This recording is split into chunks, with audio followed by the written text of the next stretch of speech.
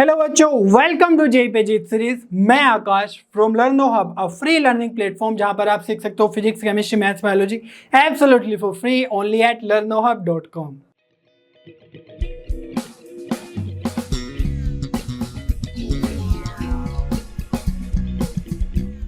बच्चों, आज हम जेई सीरीज में स्टार्ट करने जा रहे हैं 3D ज्योमेट्री चैप्टर का जेई एग्जाम में आए हुए प्रीवियस ईयर क्वेश्चंस का सॉल्यूशन, जिसमें हम डिस्कस करेंगे मेनली जेई मेंस के क्वेश्चंस जो कि single value single correct answers होंगे।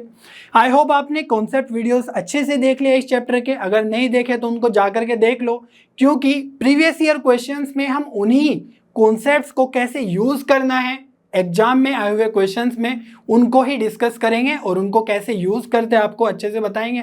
बस आपको लास्ट तक हमारे साथ बने रहना है। Are you ready? चलिए स्टार्ट करते हैं।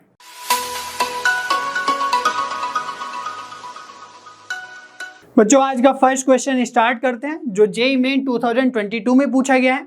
चलिए देखते हैं क्या करना है इस क्वेश्चन में। इफ द टू लाइंस, एक तो है L1 और यहां पर लाइन की इक्वेशन है, एंड L2 ये दूसरी लाइन की इक्वेशन है, और बोला गया है these two lines are perpendicular. ठीक है, then the an angle between the lines L2 and L3। तो L2 की इक्वेशन तो हमारे पास ऑलरेडी दी हुई है और L3 की इक्वेशन हमारे पास यहां पर गिवन है। तो L2 और L3 के बीच में एंगल फाइंड आउट करना है। तो एंगल के लिए हमें क्या चाहिए होते हैं? दोनों लाइंस के डायरेक्शन रेशियोज। ठीक है, तो डायरेक्शन रेशियोज यहां पर अगर आप देखोगे 1 अल्फा 2, यहां पर 3 -4 और 4, तो अल्फा हमारे पास अननोन है। ठीक है, तो वो हमें पता करना होगा सबसे पहले, और अल्फा फाइंड आउट करने के लिए उसने कंडीशन गिवन है ना, कि परपेंडिकुलर है L1 और L2। तो चलिए इन तीनों लाइंस को, है ना, जब भी आप लाइन की इक्वेशन देखते हो तो आप उनको ट्राई करो कि सबसे पहले स्टैंडर्ड फॉर्म में लिख लो, ताकि उनके जो भी वैल्यूज है डायरेक्शन रेशियोज की या फिर पॉइंट्स, जिस पॉइंट से वो पास कर रही है लाइन, उसको आप क्लियरली देख पाओ। ठीक है, तो स्टैंडर्ड फॉर्म में लिखने की कोशिश करते हैं L1 को। तो L1 क्या हो जाएगी? ये तो सेम रहेगा x -2/3, ये भी सही है y +1/- 2, बट यहां पर दिक्कत है, कोमा के साथ z = 2 लिखा हुआ है। ठीक है, इनफैक्ट ये जो दो लाइंस हैं, है ना, इनफैक्ट जो ये इक्वेशंस हैं, एक तो z = 2 और x -2/3 = y +1/- 2, ये दोनों प्लेन्स की इक्वेशन है अलग अलग। ठीक है, तो अगर आप इसको क्रॉस मल्टीप्लाई करोगे तो आपको प्लेन की इक्वेशन यहां पर दिखेगी। लेकिन इसको हम लाइन की इक्वेशन कैसे लिखेंगे? हमने एक क्वेश्चन और डील किया था कॉन्सेप्ट वीडियो में। तो जैसे कोमा के साथ z = 2 लिखा हुआ है, तो इसको हम लिख सकते हैं z -2 / 0। ठीक है, तो z -2 / 0 ऐसे अच्छा नहीं लगता है लिखे हुए, इसीलिए हम इसको z = 2 लिख देते हैं, है ना, क्योंकि इक्वल्स टू में हम लैम्डा एज्यूम करते हैं ना। कुछ इस तरीके से सोचो कि z -2 = 0 लैम्डा, तो 0 नीचे लेके आ गए। इनफैक्ट z -2 = 0 या फिर z = 2 ही लिखा हुआ है, तो इसीलिए उसको कोमा के साथ लिख देते हैं। ठीक है, तो ये ध्यान रखो कैसे हम यहां से इसको लिख सकते हैं। और L2 को क्या लिखेंगे? देखो L2 में क्या करना है, कोफिशिएंट्स को हमें 1 बनाना है। ठीक है, तो x -1/1, ये तो सही था। ये है 2y + 3, तो इसमें क्या करेंगे हम 2 कॉमन ले लेंगे ताकि y का कोफिशिएंट 1 बन जाए। तो 2 कॉमन लेके नीचे ले जाएंगे अल्फा के नीचे। ठीक है, तो कॉमन लेंगे तो y + 3/2, पूरे न्यूमरेटर में से कॉमन आएगा 2 और वो नीचे जाके बन जाएगा अल्फा/2। क्लियर हो रही है बात? = z + 5/2। ठीक है, इसको भी मैं z के तरीके से लिख देता हूँ, अदरवाइज कंफ्यूजन होने के चांसेस रहते हैं, है ना। 2 और z बिल्कुल सिमिलर सा दिखता है। चलिए फिर आगे लिखते हैं L3 स्टैंडर्ड फॉर्म में। तो क्या आ जाएगा यहाँ पर? अब देखो x का कोफिशिएंट -1 है, तो इसको भी +1 बनाना है।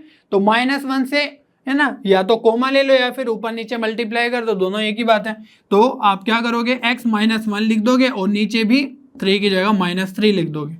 क्लियर हो रही है बात? -1 से ऊपर नीचे मल्टीप्लाई किया तो ये बन जाएगा x -1, ये बन जाएगा -3। करेक्ट। तो आगे बढ़ते हैं, 2 यहां से कॉमन लेंगे तो ये बन जाएगा y -1/2, और जो 2 कॉमन लिया वो नीचे जाके डिवाइड करेगा, तो -4 आपका बन जाएगा -2। क्लियर हो रहा है? और z के नीचे आ जाएगा z/4, -0 भी लिख सकते हो, z -0/4।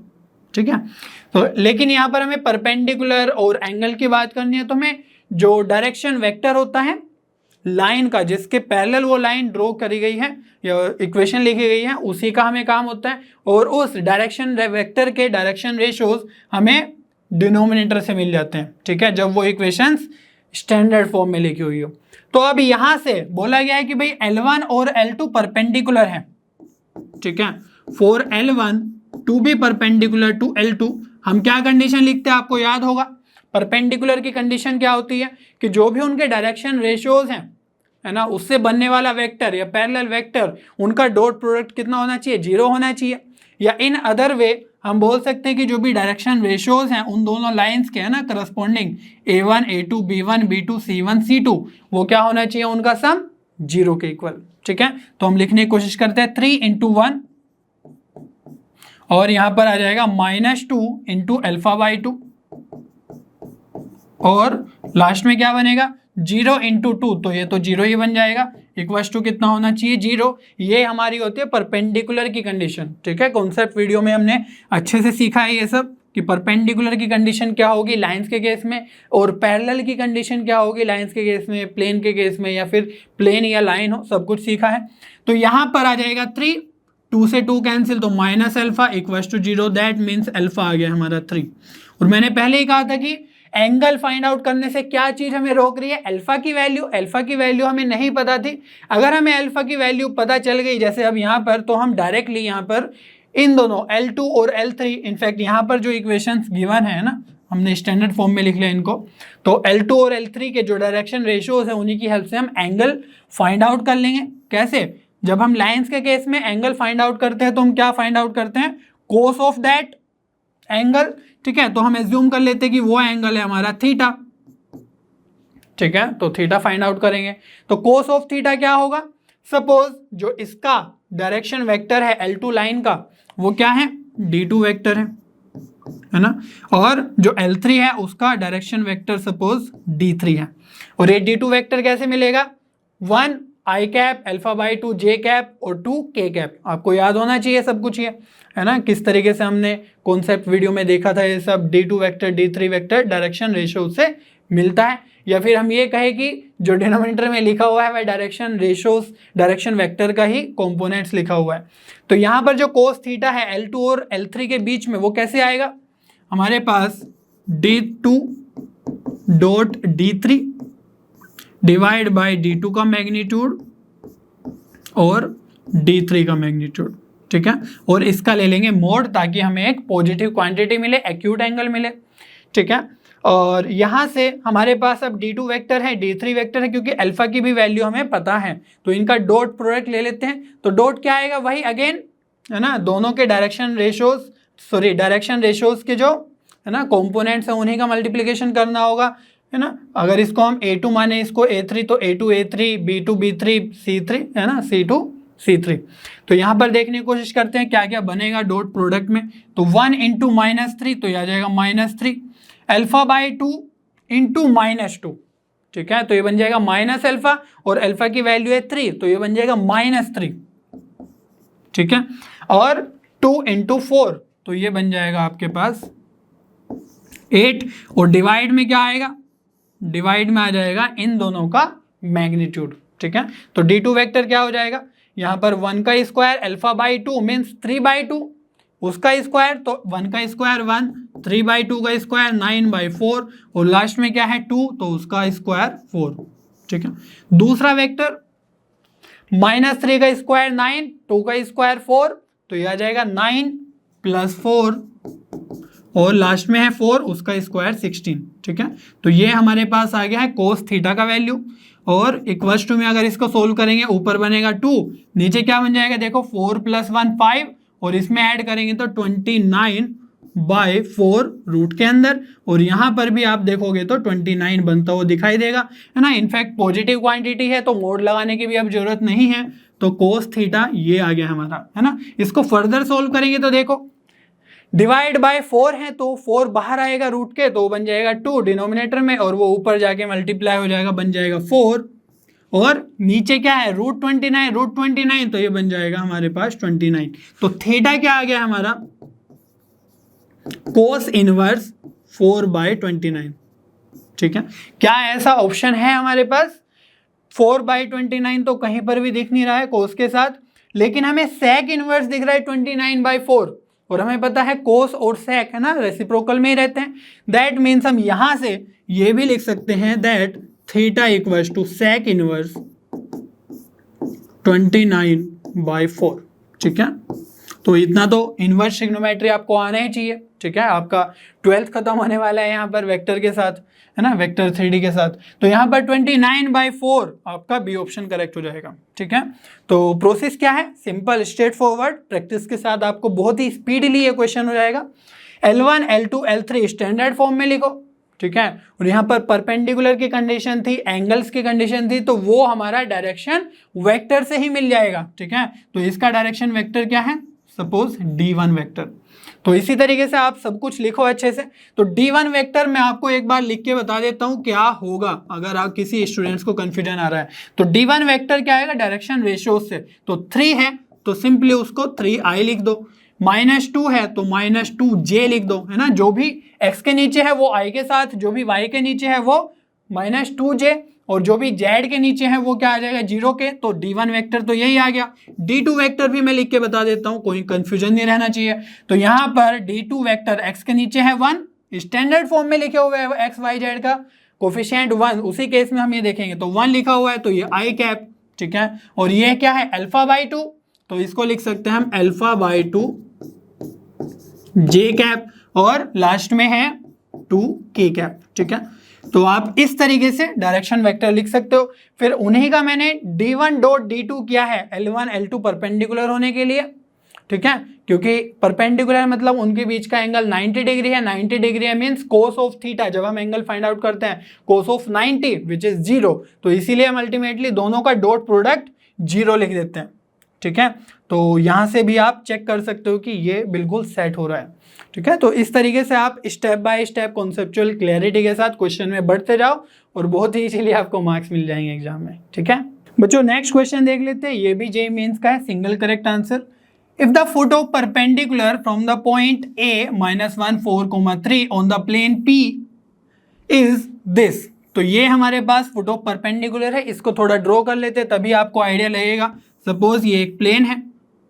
ठीक है, तो रफली आपको ड्रॉ करके पता चल जाएगा किस तरीके से वो क्वेश्चन सोल्व करना होगा। सपोज ये हमारे पास एक पॉइंट है A, और क्या गिवन है? A point -1, 4, 3। तो इसका जो फुट ऑफ परपेंडिकुलर है इस प्लेन पे, है ना, वो कितना है? कुछ गिवन है। सपोज इसको मैं नेम दे दूं M, फुट ऑफ परपेंडिकुलर को, तो वो गिवन है हमारे पास -2, 7/2, 3/2। ठीक है, तो ये हमारे पास फुट ऑफ परपेंडिकुलर है। प्लेन की इक्वेशन भी गिवन है P = 0, बट वहां पर अगर आप ध्यान से देखो तो कुछ वेरिएबल्स हैं M और N। ठीक है, तो वहां पर वेरिएबल है तो वो भी हमें कैलकुलेट करने होंगे अगर क्वेश्चन को सोल्व करना है, अगर उस तरीके से जरूरत पड़ी तो। Then the distance of the point A from the plane P measured parallel to a line with direction ratios, है ना, 3, -1 और -4 इज इक्वल टू। तो इस प्लेन से हमें A पॉइंट का डिस्टेंस कैलकुलेट करना है, बट ऐसे जनरली परपेंडिकुलर डिस्टेंस कैलकुलेट नहीं करना है, वो तो हम, है ना, डिस्टेंस फॉर्मूले लगा के कर लेंगे। बट हमें जो डिस्टेंस मेजर करना है वो इस डायरेक्शन रेशियोज के अलोंग जो वेक्टर बनेगा, ठीक है, या लाइन बनेगी, उसके उस लाइन के अलोंग हमें डिस्टेंस कैलकुलेट करना है। ठीक है, सपोज ये जो डायरेक्शन रेशियोज हैं उसकी हेल्प से हमें एक लाइन मिलती है कुछ इस तरीके से। ठीक है, और वो इस प्लेन को इस पॉइंट पर कट कर रहा है। ठीक है, और वो लाइन आगे भी एक्सटेंड हो जाएगी। ठीक है, इधर को भी एक्सटेंड हो जाएगी। तो ये जो पॉइंट बना जिसका डायरेक्शन रेशियो हमें गिवन है कितना, मैं लिख देता हूं डायरेक्शन रेशियो 3, -1 और -4। ठीक है, तो ये जो डायरेक्शन रेशियोज है इस लाइन का, इसके अलोंग जिस पॉइंट पे वो इंटरसेक्ट करेगी, है ना, सपोज B पॉइंट पे कर रहा है वो लाइन इंटरसेक्ट प्लेन को, तो ए बी का डिस्टेंस अब हमें फाइंड आउट करना है, या फिर ऐसे कहें कि प्लेन से इस लाइन के अलोंग ए पॉइंट का डिस्टेंस फाइंड आउट करना है। ठीक है, तो लैंग्वेज आपको समझनी पड़ेगी क्वेश्चन की। अल्टीमेटली हमें क्या करना है, ये बी पॉइंट अगर हमें पता चल गया तो डिस्टेंस फॉर्मूला लगा देंगे। ठीक है। और हमें पता है कि एक लाइन और एक प्लेन की इक्वेशन का इंटरसेक्शन पॉइंट, क्योंकि ये जो बी पॉइंट है ये प्लेन के ऊपर है, ठीक है, इस प्लेन के ऊपर, तो इस प्लेन पे और इस लाइन का जो इंटरसेक्शन पॉइंट है वो हमें आता है कैलकुलेट करना है ना, कॉन्सेप्ट वीडियो में देखा है, अभी भी हम क्लियरली बता देंगे, बहुत ही इजी प्रोसेस है। बट प्रॉब्लम ये है कि जो p = 0 प्लेन की इक्वेशन है उसमें भी कुछ वेरिएबल्स है m और n। तो सबसे पहले हम उस वेरिएबल्स को फाइंड आउट करने की कोशिश करेंगे, फिर लाइन की इक्वेशन लिखेंगे और फिर उस लाइन और प्लेन का इंटरसेक्शन पॉइंट b कैलकुलेट करेंगे और फिर ab का डिस्टेंस तो आसान है, ठीक है। चलिए फिर स्टार्ट करते हैं। इस प्लेन की इक्वेशन में जो m और n है इन वेरिएबल्स को कैलकुलेट करना, ठीक है। तो यहां पर जो ये m और n है या और 2 है, ये क्या है, ये उस प्लेन के नॉर्मल वेक्टर के ही कंपोनेंट्स है, ठीक है। तो जो भी प्लेन की इक्वेशन आपके पास मिलती है, सपोज ये है हमारे पास 2x + my + nz - 4 = 0, ठीक है। तो यहां पर जो x y z के कोफिशिएंट्स है यही हमें उस प्लेन के नॉर्मल वेक्टर के कंपोनेंट्स देता है, ठीक है। तो यहां से नॉर्मल वेक्टर क्या आ जाएगा, देखो यह आ जाएगा 2i + mj + nk, ठीक है। तो नॉर्मल वेक्टर मिल गया। यहां पर कंफ्यूज मत करना है ना, ये नॉर्मल n वेक्टर है, अच्छा इसको मैं n1 वेक्टर लिख देता हूं, चलो ठीक है, क्योंकि यहां पर भी n यूज हो रहा है ना। तो 2i + mj + nk ये हमारा इस प्लेन का नॉर्मल वेक्टर हो गया। और हमें ये गिवन है कि ये जो a और m है ये फुटो परपेंडिकुलर है इस पॉइंट का, m है a पॉइंट का foot of perpendicular, that means this am vector is perpendicular to this plane, ठीक है। और ये भी हमें नॉर्मल वेक्टर का या परपेंडिकुलर वेक्टर का ही है ना कंपोनेंट्स या वैल्यूज लिखा हुआ है।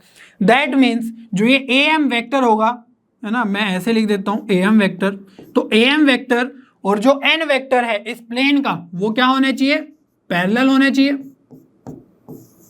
क्लियर हो रही है बात। तो जो am वेक्टर होगा इसको मैं अगर लिख दूं तो हम उसको पैरेलल बोल के और फिर उसको कंपेयर कर लेंगे, ठीक है। तो am वेक्टर कैसे आएगा, m यहां पर है, a यहां पर है, तो हेड माइनस टेल, तो यह आ जाएगा -2 - 1, तो यह आ जाएगा -i, ठीक है।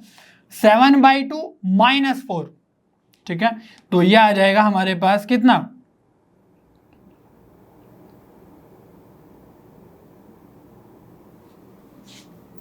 -1/2 j, ठीक है। और k के लिए क्या करना होगा, 3/2 - 3, तो यह आ जाएगा हमारे पास -3/2 k, ठीक है। तो ये जो am वेक्टर आया और n1 वेक्टर आया नॉर्मल टू दिस प्लेन, ये हमारे पैरेलल है, ठीक है। हम लिख सकते हैं that n1 vector is parallel to am vector. और ये अगर हमने लिख दिया, ये बता दिया, दैट मीन्स हम इनके कंपोनेंट्स को कंपेयर कर सकते हैं। जब भी हम दो पैरेलल वेक्टर्स की बात करते हैं तो हमें पता है कि उनकी डायरेक्शन तो सेम ही है, ठीक है, बस उनका मैग्नीट्यूड डिफरेंट है, ओके। तो उनके जो कंपोनेंट्स है उनको हम सिंपली कंपेयर कर सकते हैं, 2 - 1 और यहाँ पर क्या है m डिवाइड बाय कितना -1/2 और यहाँ से आ जाएगा n डिवाइड बाय -3/2, ठीक है। तो इसको थोड़ा सा सिंप्लीफाई करके लिखे क्या, ऑलराइट। तो यह आ जाएगा -2, इधर से आ जाएगा -2m और यहाँ से आ जाएगा कितना -2n/3, ठीक है। तो यहाँ से आप इजीली देख सकते हो -2 के इक्वल पुट कर दो दोनों को, ठीक है। तो -2 = -2m लिखेंगे तो m = आ जाएगा 1, ऑलराइट। और -2 = -2n/3 लिखेंगे तो -2 - 2 कैंसिल, तो n आ जाएगा यहाँ से 1 के इक्वल। तो ये हमारे पास m और n की इक्वेशन आ गई, दैट मीन्स हमारे पास इस प्लेन की इक्वेशन आ गई फाइनली विदाउट m और n का झंझट, ठीक है।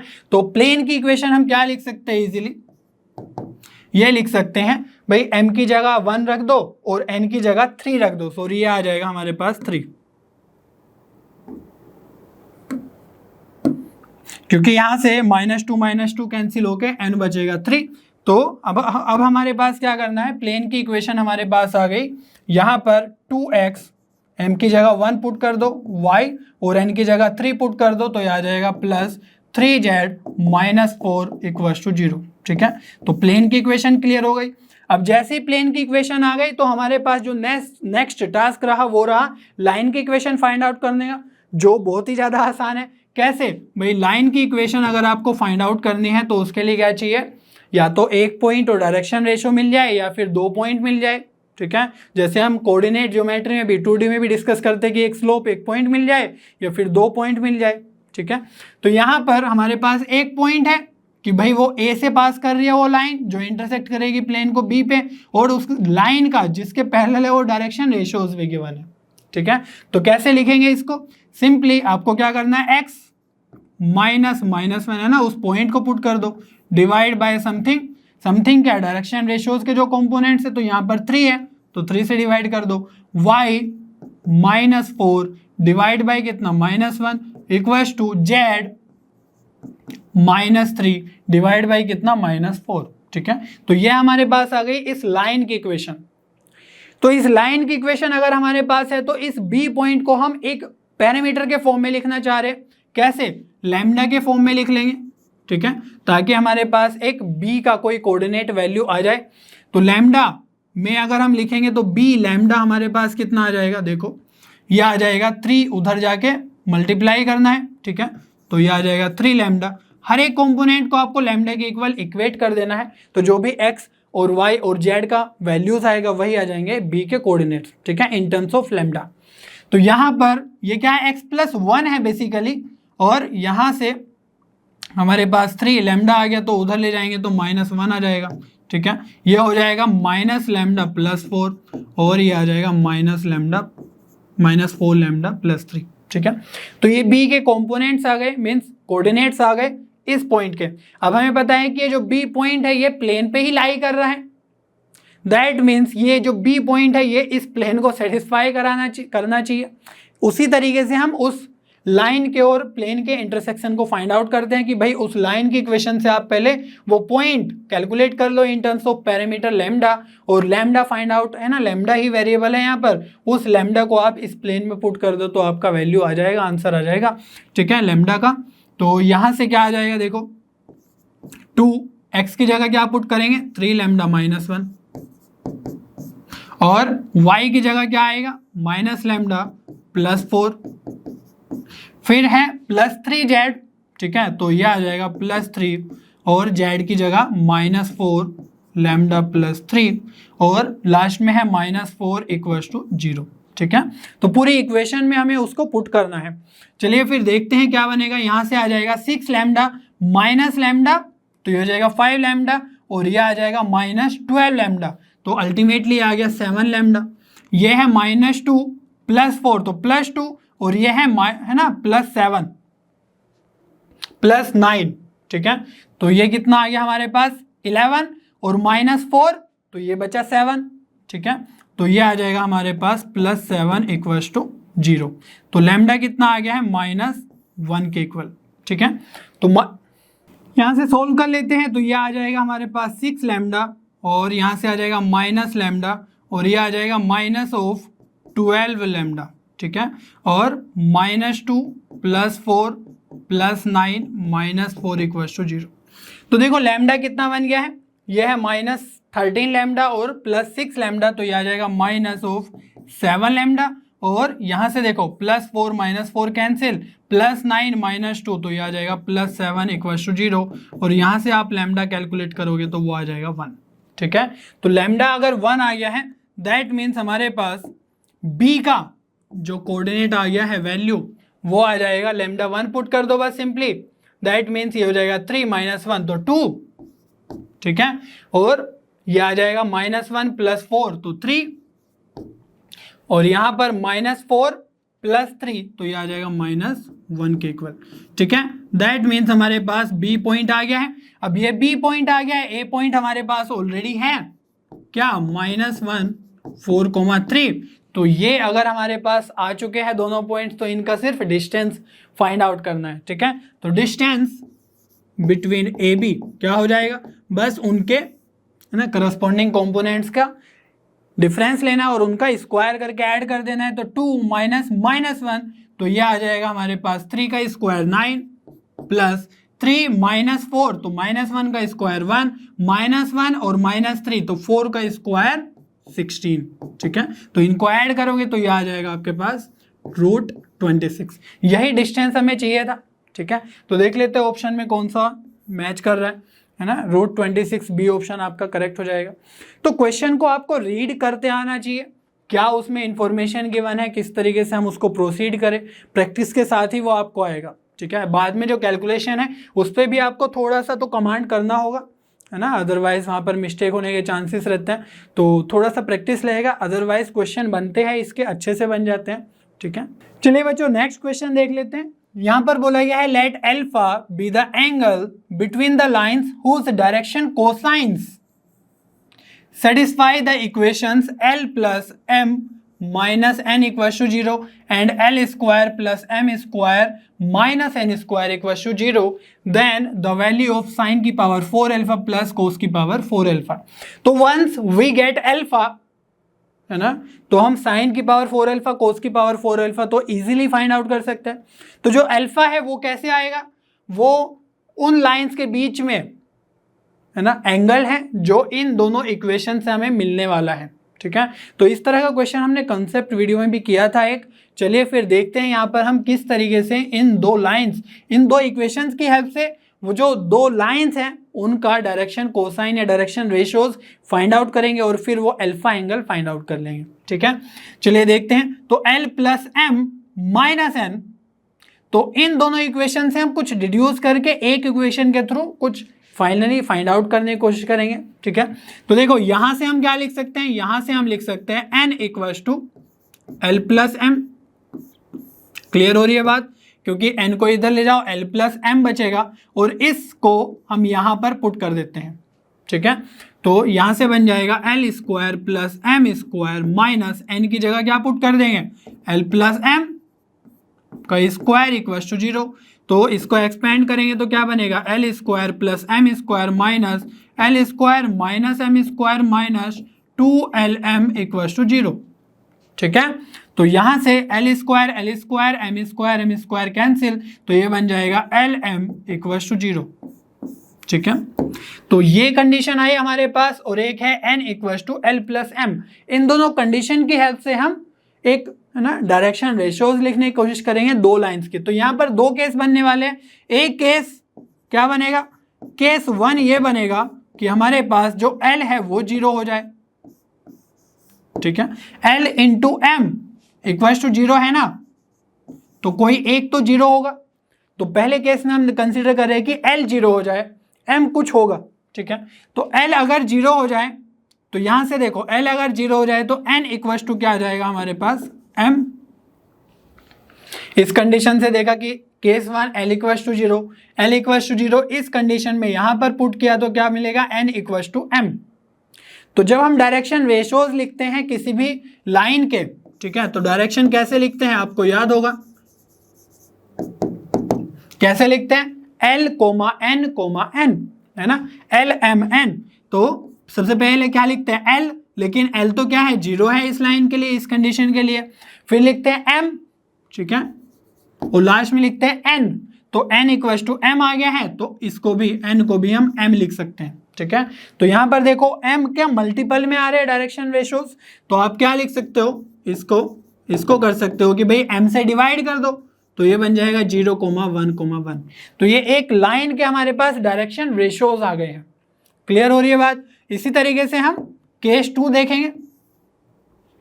केस 2 में क्या करेंगे, इस बार L को 0 किया था तो इस बार हम M को 0 कर देंगे, क्योंकि हमारे पास L into M equals to 0 है। तो M 0 कर दिया तो हमें यहां से क्या मिलने वाला है, M 0, तो N इक्वल्स टू L मिलेगा, N इक्वल्स टू L मिलेगा। दैट मीन्स हम लिख सकते हैं जो इसकी डायरेक्शन होगी, दूसरे केस में दूसरी लाइन की जो डायरेक्शन होगी वो क्या आएगी, LMN से। तो सबसे पहले लिखेंगे L, फिर लिखते हैं M आ जाएगा हमारे पास 0 और फिर N, लेकिन N इक्वल्स टू L है इस कंडीशन से, तो ये भी हम L लिख देंगे। तो L का मल्टीपल आ गया है यहाँ पर डायरेक्शन रेशियोज, तो L से डिवाइड कर दो। ठीक है, क्योंकि हमने बताया था डायरेक्शन रेशियोज क्या है, मल्टीपल्स ही है ना। किसी भी अगर डायरेक्शन कोसाइन है तो उसके बहुत सारे हम डायरेक्शन रेशियोज लिख सकते हैं। ठीक है। तो जैसे ये 0 1 1 है, इसको हम 0 -1 -1 भी लिख सकते हैं, इसको हम 0 5 5 भी लिख सकते हैं ना, 5 से तीनों को मल्टीप्लाई करेंगे तो डायरेक्शन रेशियोज बहुत सारे हो सकते हैं, ठीक है। 1 0 1, तो ये आ जाएगा हमारे पास दूसरी लाइन का डायरेक्शन रेशियो। अब हमें क्या चाहिए, बस इन दोनों है ना लाइंस के बीच का जो ये एक डायरेक्शन रेशियो है, इसको मैं 1 बोल देता हूँ, इसको मैं 2 बोल देता हूँ, ठीक है। तो इन दोनों के बीच का अब हमें एंगल फाइंड आउट करना है, जो कि बहुत ही आसान है फाइंड आउट करना।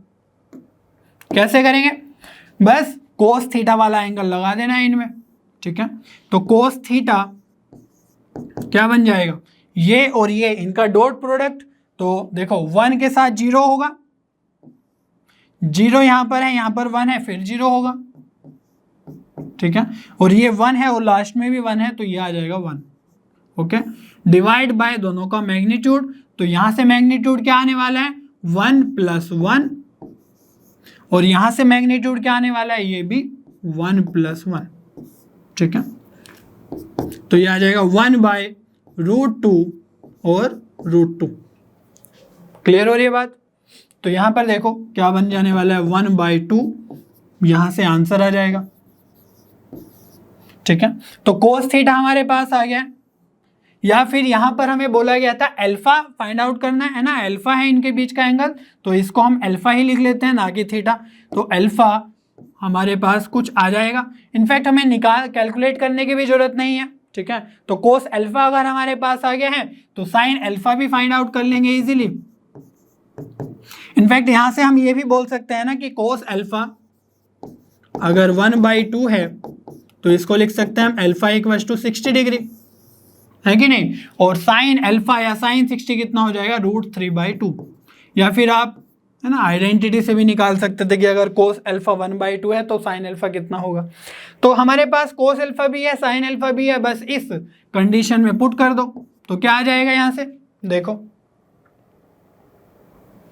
ये बन जाएगा आपके पास साइन की पावर 4 अल्फा, दैट मीन्स √3/2 की पावर 4 प्लस कोस की पावर 4 अल्फा, दैट मीन्स 1/2 की पावर 4, ठीक है। तो ये कितना आ जाएगा, देखो 9/16 प्लस 1/16 = 10/16 और 5/8, ठीक है। तो इसकी वैल्यू क्या आ गई 5/8। तो जरूरी नहीं है कि अल्फा को इस तरीके से यूज करवाएगा, कुछ और काम भी करवाया जा सकता है ना क्वेश्चन में, लेकिन हमारा जो प्रोसेस है इन दो इक्वेशन से दो लाइंस के बीच का एंगल फाइंड आउट करना वो सेम है यहां तक का, ठीक है। अब ये जो अल्फा आ गया हमारा 60 डिग्री, इसकी हेल्प से कुछ और भी कराया जा सकता है क्वेश्चन में, तो उसके लिए आप रेडी रहो। बट यहां तक का प्रोसेस, जब भी इस तरीके से दो इक्वेशन दे दी जाए, वहां पर दो लाइंस के बीच का एंगल बोल दे रहे कि अल्फा है या थीटा है या बीटा है या गामा है, वो आपको फाइंड आउट करना है, तो वो आप इजीली इस प्रोसेस से कर सकते हो। उसके बाद जो बोला गया वो कर लो, ठीक है। चलिए फिर आज का ये जो क्वेश्चन है 5/8 बी ऑप्शन यहां से करेक्ट हो जाएगा, ठीक है।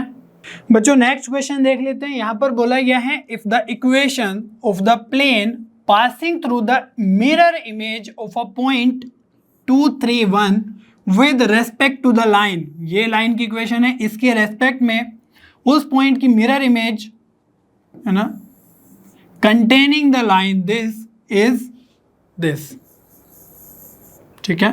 Then alpha plus beta plus gamma क्या होगा ये हमें बताना है, ठीक है। तो एक ऐसा प्लेन जो प्लेन इस लाइन को कंटेन कर रहा है और इस पॉइंट की मिरर इमेज को कंटेन कर रहा है with respect to this line, उस प्लेन की इक्वेशन हमें गिवन है ये, ठीक है। और इसमें जो alpha beta gamma x y z के कोफिशिएंट है उन्हीं का सम हमें बताना है, ठीक है। तो थोड़ा सा मैं इमेज बता के है ना ड्रॉ करके आपको दिखाऊंगा तो आपको क्लियरली समझ में आने लगेगा। सपोज ये जो लाइन है ये L1 है ना, और ये जो लाइन है ये सपोज L2 है। तो जो L1 लाइन है मैं यहां पर ड्रॉ कर दे रहा हूं L1 लाइन, तो L1 लाइन के रेस्पेक्ट में जो इस पॉइंट की इमेज होगी 2 3 1 की, है ना। सपोज ये पॉइंट है A, इसको मैं A नेम दे देता हूं, और इसका फोटो परपेंडिकुलर कहीं इस लाइन पे होगा। सपोज ये पॉइंट है M, और उसके भी जितना डिस्टेंस ऊपर है उतना ही अगर नीचे जाएंगे परपेंडिकुलर इसी की डायरेक्शन में, है ना, तो A डैश जो हमें मिलेगा वो ए का ही इमेज होगा, ए और ए डैश आज इमेज ऑफ ईच अदर। तो हमें वो जो ए डैश है वही हमें फाइंड आउट करना है। ठीक है, क्यों फाइंड आउट करना है? क्योंकि जो प्लेन की इक्वेशन गिवन है ये वाली, इस प्लेन के अंदर ये ए डैश है ना, इस पॉइंट की मिरर इमेज, और इस लाइन को कंटेन कर रहा है। तो इसका भी मैं डायग्राम आपको ड्रॉ करके बता देता हूँ। सपोज ये हमारे पास एक प्लेन है जिसकी इक्वेशन हमें गिवन है। क्या? ये प्लेन की इक्वेशन को मैं p = 0 बोल देता हूँ। ठीक है, तो ये है हमारे पास alpha x plus beta y plus gamma z -24 = 0। ये प्लेन की इक्वेशन हमें गिवन है। ठीक है, इनफैक्ट यहाँ से हमें अल्फा बीटा गामा ही फाइंड आउट करना है। तो इस प्लेन के अंदर क्या क्या है ये हमें गिवन है ना। एक तो लाइन लाई कर रही है कौन सी? L2 वाली, जैसे यहाँ पर लिखा हुआ है कंटेनिंग दिस लाइन। ठीक है, और इस पॉइंट का मिरर इमेज विच इज, जिसका हमने नाम दे दिया ए डैश, तो ए डैश भी इसके अंदर लाई कर रहा है। ठीक है, कुछ यहाँ पर सपोज ए डैश होगा, तो उस प्लेन की इक्वेशन हम लिखेंगे। ठीक है, जिसके अंदर ये L2 लाइन है और ए डैश लाई कर रहा है, और उसकी हेल्प से वो प्लेन की जो इक्वेशन आएगी उसके जो कोफिशिएंट्स होंगे अल्फा बीटा गामा, जो इससे कंपेयर करके मिलेंगे, है ना, उसी का हम है ना ऐड करके लिख देंगे। ठीक है, तो सबसे पहले हमारा टास्क होना चाहिए कि ए डैश को कैलकुलेट करना है। ठीक है, जो कि मिरर इमेज है ए की। ठीक है, with respect to line L1। तो L1 लाइन को सबसे पहले लिख लेते हैं। ठीक है, क्या गिवन है? x + 1/2 = y - 3/1 = z + 2/-1। ठीक है, तो ये जो लाइन है इसकी हेल्प से हम m पॉइंट लिखेंगे इन टर्म्स ऑफ लैम्डा। ठीक है, और m सबसे पहले कैलकुलेट करेंगे, और m अगर आ गया है तो उसकी हेल्प से हम इमेज फाइंड आउट कर लेंगे। ठीक है, स्ट्रेट फॉरवर्ड प्रोसीजर है इमेज फाइंड आउट करने का। ठीक है, हमने क्वेश्चंस किए थे कंसेप्ट वीडियोस में भी। तो यहाँ पर सबसे पहले क्या करना है? m लैम्डा फाइंड आउट कर लेना है, क्योंकि ये जो L1 लाइन है इसी पे m पॉइंट लाई कर रहा है। तो m लैम्डा हम क्या लिख सकते हैं? देखो, इसको = लैम्डा पुट कर दो, तो यहाँ से आ जाएगा 2 लैम्डा -1 लैम्डा + 3 लैम्डा -2। ठीक है, तो ये m लैम्डा हमारे पास आ गया है। अब ये हमारे पास आ गया है तो हम am वेक्टर फाइंड आउट कर सकते हैं। ठीक है, am वेक्टर, तो am वेक्टर क्या बन जाएगा? देखो, हेड माइनस टेल, तो इन जो कोऑर्डिनेट्स हैं इनमें से हमें 2 3 1 माइनस कर देना है। तो 2 लैम्डा -1 में से 2 माइनस करेंगे तो 2 लैम्डा -3, है ना, आई कैप लैम्डा +3 -3, तो ये आ जाएगा लैम्डा जे कैप माइनस लैम्डा -2 और -1, तो ये आ जाएगा -लैम्डा -3, है ना, के कैप। तो ये am वेक्टर आ गया हमारा। अब ये जो am वेक्टर है ना, क्यों फाइंड आउट करते हैं हम am वेक्टर? क्योंकि am वेक्टर इस लाइन के परपेंडिकुलर है ना, L1 लाइन के, और L1 लाइन का हमें डायरेक्शन वेक्टर पता होता है। सपोज ये हमारे पास है D1 वेक्टर, तो D1 वेक्टर हम क्या लिख सकते हैं? इस लाइन की हेल्प से लिख सकते हैं, जो भी डिनोमिनेटर में लिखा हुआ है ना, स्टैंडर्ड फॉर्म में ऑलरेडी है, तो यहां से लिख सकते हैं 2i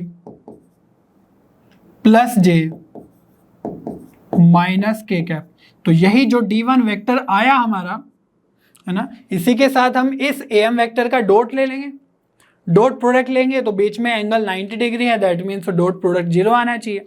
ठीक है, तो ये वेक्टर और ये वेक्टर का डॉट प्रोडक्ट हमारा क्या आएगा? 0। तो am vector dot D1 vector = 0, क्योंकि वो फोटो परपेंडिकुलर है फाइनली, है ना, परपेंडिकुलर है दोनों। तो लिखने की कोशिश करते हैं, डॉट प्रोडक्ट क्या आएगा? देखो, 2 × 2 लैम्डा -3, है ना, i का i के साथ, j का j के साथ, वैसे ही। तो ये आ जाएगा लैम्डा, और यहाँ पर आ जाएगा -लैम्डा -3, और ये -1 है ना, तो प्लस लैम्डा +3 आ जाएगा = 0। तो यहाँ से देखो, ये है 4 lambda 5 lambda 6 lambda, all right, यह है -6 लैम्डा और +3। ठीक है, तो यहाँ से हम लिख सकते हैं 6 लैम्डा = 3, और यहाँ से लिख सकते हैं लैम्डा = 1/2।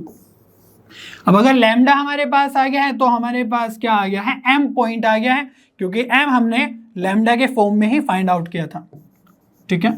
बस आपको क्या करना है, 1/2 पुट करना है जहां पर भी m के अंदर लैम्डा लिखा हुआ है। तो 1/2 यहां पर पुट करेंगे तो 2 के साथ मल्टीप्लाई हो गए 1 बन जाएगा, 1 - 1 0, ठीक है। तो ये पॉइंट आ गया है 0। और लैम्डा +3, तो लैम्डा है 1/2 +3, तो ये आ जाएगा कितना 7/2। और लास्ट में है -1/2 -2, तो ये आ जाएगा आपका -5/2, ठीक है। अब ये आ गया आपका m पॉइंट। तो जो a' है इसको कुछ मान लेते हैं, सपोज x1 y1 और z1, ठीक है। तभी तो हम कुछ है ना मिड पॉइंट यहाँ पे लगा के इसको सोल्व कर लेंगे, क्योंकि हमारे पास a पॉइंट भी है m पॉइंट भी है जो कि मिड पॉइंट होगा। मिड पॉइंट क्यों होगा, क्योंकि ये इमेज है एक दूसरे का, दैट मीन्स ये जो डिस्टेंस है और ये जो डिस्टेंस है a से m तक और m से a' तक वो सेम होगा, दैट मीन्स ये मिड पॉइंट होगा। तो मिड पॉइंट कैलकुलेट करने का क्या तरीका है, x1 है ना प्लस दिस 2 डिवाइड बाई 2, और वो किसके इक्वल होगा, जो m कोऑर्डिनेट है उसके, जो है ना x कोऑर्डिनेट है उसके इक्वल होगा। तो यहाँ से आ जाएगा 0, तो x1 कितना आ जाएगा -2, ठीक है। सिमिलरली हम क्या फाइंड आउट कर सकते हैं, y का कोऑर्डिनेट, तो y1 + 3 divide by 2 will be equal to 7/2। तो 2 से 2 कैंसिल, तो y1 कितना बचेगा 4 के इक्वल, ठीक है। सिमिलरली z फाइंड आउट कर लेंगे, z का कोऑर्डिनेट, तो z1 प्लस ऊपर कितना है 1 डिवाइड बाई 2 इक्वल्स टू कितना होना चाहिए -5/2। तो यहाँ से z1 कितना आ जाएगा हमारे पास माइनस, है ना 2 से 2 कैंसिल, तो ये आ जाएगा -6, ठीक है। तो a का कोऑर्डिनेट कितना आ गया, देखो -2 4 और -6, तो a' आ गया है -2 4 और -6। तो ये तरीका है हमारा मिरर इमेज फाइंड आउट करने का, है ना, अबाउट अ लाइन। तो यहां से सबसे पहले मिड पॉइंट फाइंड आउट करो, है ना, या फिर कहूं मैं फुटो परपेंडिकुलर फाइंड आउट करो, और उसकी हेल्प से मिड पॉइंट फॉर्मूला लगा के आप a' फाइंड आउट कर सकते हो जो भी इमेज है उसकी, ठीक है। तो ये थोड़ा सा लेंथी प्रोसेस है। इनफैक्ट जो प्लेन के अबाउट हम इमेज फाइंड आउट करते हैं वो बहुत ज़्यादा इजी होता है, ठीक है, लेकिन अब है तो है, अब ये करना ही होगा। तो a' वो पॉइंट आ गया है जो उस प्लेन में लाई कर रहा है जिसकी इक्वेशन हमें चाहिए। तो a' हमें पता चल गया है कितना है -2 4, -6, ठीक है, -2 4, -6। और यहाँ पर जो ये L2 लाइन है इसकी भी इक्वेशन लिख लेते हैं ताकि आपको कोई कंफ्यूजन ना रहे, ठीक है। तो L2 की लाइन क्या है, x2 x - 2/3 और 1 - y/2, ठीक है। तो इसको हम और क्या लिख सकते हैं स्टैंडर्ड फॉर्म में डायरेक्टली, y - 1 डिवाइड बाई -2, है ना, स्टैंडर्ड फॉर्म में हम इजीली लिख सकते हैं इसको y - 1 डिवाइड बाई -2, ताकि हम डायरेक्टली डायरेक्शन रेशियोज और पॉइंट्स कैलकुलेट कर ले। और ये क्या है z + 1 डिवाइड बाय 1, ठीक है। तो ये L2 की भी हमारे पास लाइन की इक्वेशन आ गई है। ऑलराइट, तो यहाँ पर सपोज ये जो L2 पॉइंट है ये किसी एक पॉइंट से तो पास ही कर रहा है, जो यहाँ से पॉइंट मिल रहा है, सपोज ये वाला जो पॉइंट है वो कुछ यहाँ पर लाई कर रहा है, ठीक है। इसको मैं B बोल देता हूँ। तो ये पॉइंट जो B है वो कैसे आएगा, इस लाइन की हेल्प से हमें पता चल जाएगा कितना 2 1 और -1, ठीक है। L2 लाइन पे जो पॉइंट लाई कर रहा है जिसके थ्रू ये पास कर रही है, और इस लाइन का जो डायरेक्शन रेशियो है, ये डायरेक्शन वेक्टर है, वो भी हमें पता चल जाएगा, है ना, इसी लाइन की इक्वेशन से। तो जो इसका डायरेक्शन वेक्टर होगा उसको मैं बोल देता हूँ D2 वेक्टर, ठीक है।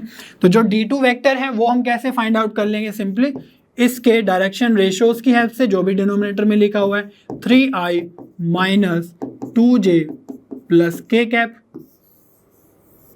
ठीक है।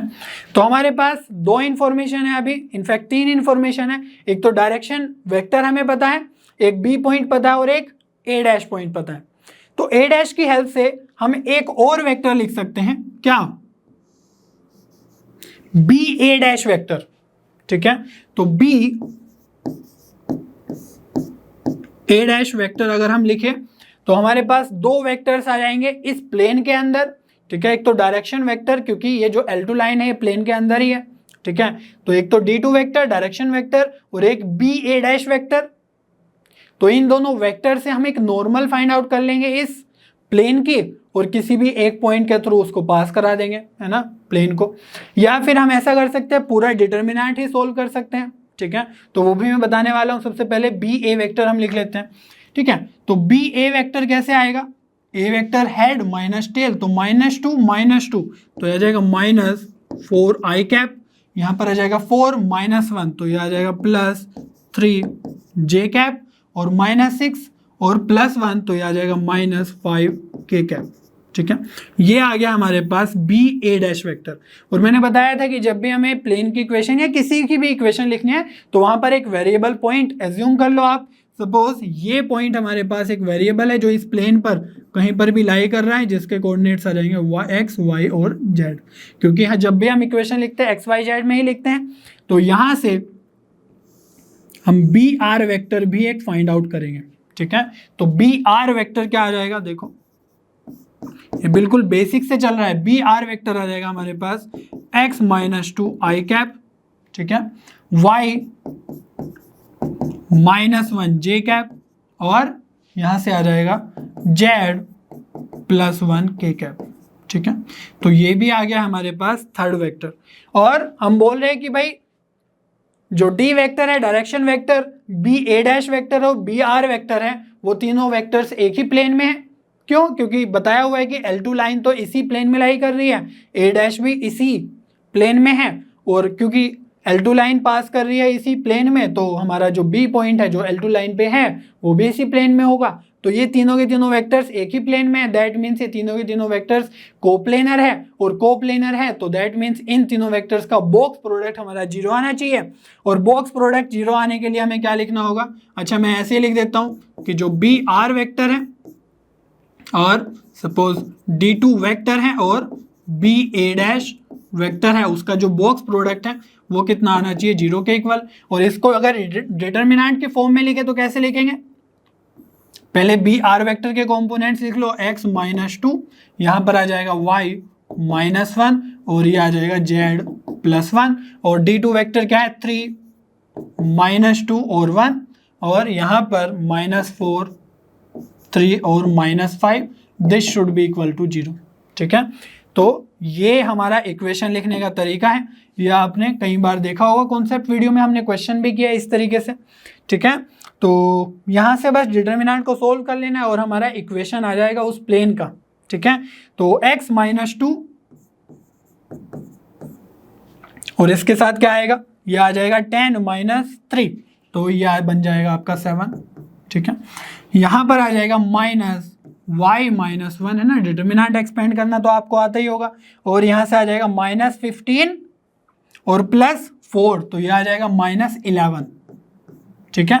लास्ट में आ जाएगा आपके पास z +1, फर्स्ट रो के अबाउट एक्सपेंड कर रहे हैं, तो z +1 3 3 9, और ये आ जाएगा -8, तो ये बन जाएगा आपका 1 = 0, ठीक है। सोल्व करें आगे, तो ये बन जाएगा 7x, यहाँ से देखो क्या आएगा -11, माइनस बाहर है तो प्लस हो जाएगा +11y,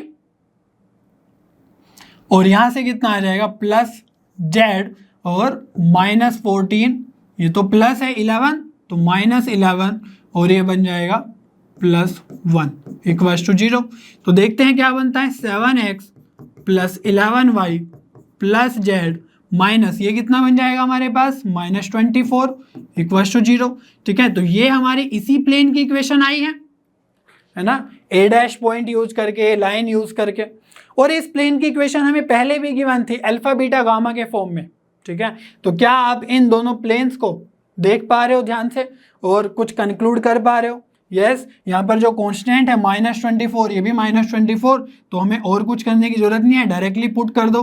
क्या अल्फा = 7 आ जाएगा, बीटा = 11 आ जाएगा कंपेयर करके, और गामा = 1 आ जाएगा, ठीक है। और पूछा क्या गया था, alpha plus beta plus gamma, तो अल्फा कितना है 7 प्लस बीटा 11 प्लस 1, ठीक है। तो ये आ जाएगा आपका 19, ठीक है।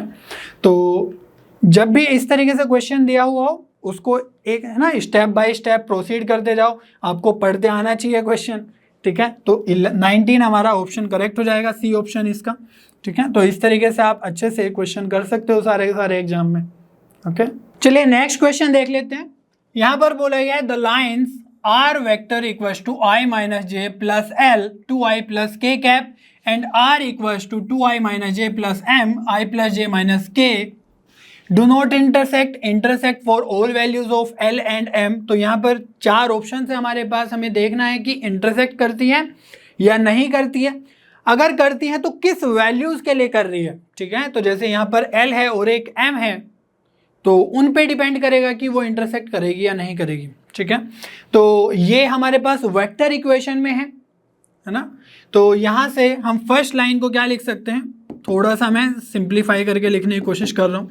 तो जो आई कैप है उसको अलग से ले लेंगे, तो यहाँ पर 1 और यहाँ पर 2l बनेगा, तो 1 प्लस 2l आई कैप। सिमिलरली अगर जे की बात करें तो यह आ जाएगा -1 जे कैप, और के कैप के लिए क्या आ जाएगा हमारे पास, यहाँ पर है एल के कैप, ठीक है। अगर हम लाइन 2 की बात करें, जिनके इंटरसेक्शन की बात कर रही है, तो इसको लिख सकते हैं आर वेक्टर इक्वल्स टू, है ना, यहाँ पर 2i है और यहाँ पर m है, तो ये आ जाएगा 2 प्लस m आई कैप। जे कैप के लिए -j और प्लस mj, तो यह आ जाएगा -1 प्लस m जे कैप, और के कैप के लिए क्या आ जाएगा -m, ठीक है। तो ये हमारे पास 2 लाइन्स आ गई है। ये मैंने इसलिए क्यों लिखा, ताकि एक है ना आई जे के कंपोनेंट्स में आ जाए।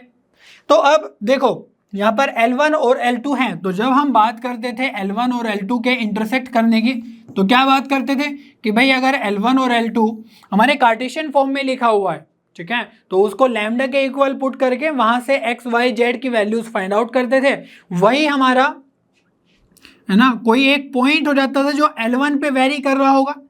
सिमिलरली L2 को है ना रिप्रेजेंट करने के लिए एक पॉइंट को पेरीमीटर में क्या करते थे, म्यू के इक्वल रखते थे कार्टेशियन इक्वेशन को।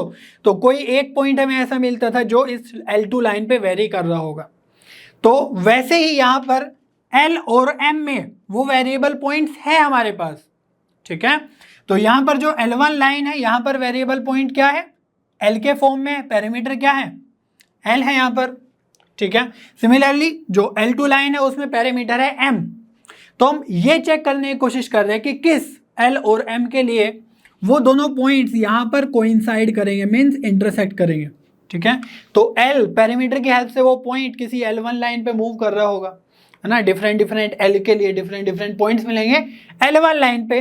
वैसे ही L2 लाइन पे वो पॉइंट्स किसी M, है ना, डिफरेंट M के लिए वो मूव कर रहा होगा।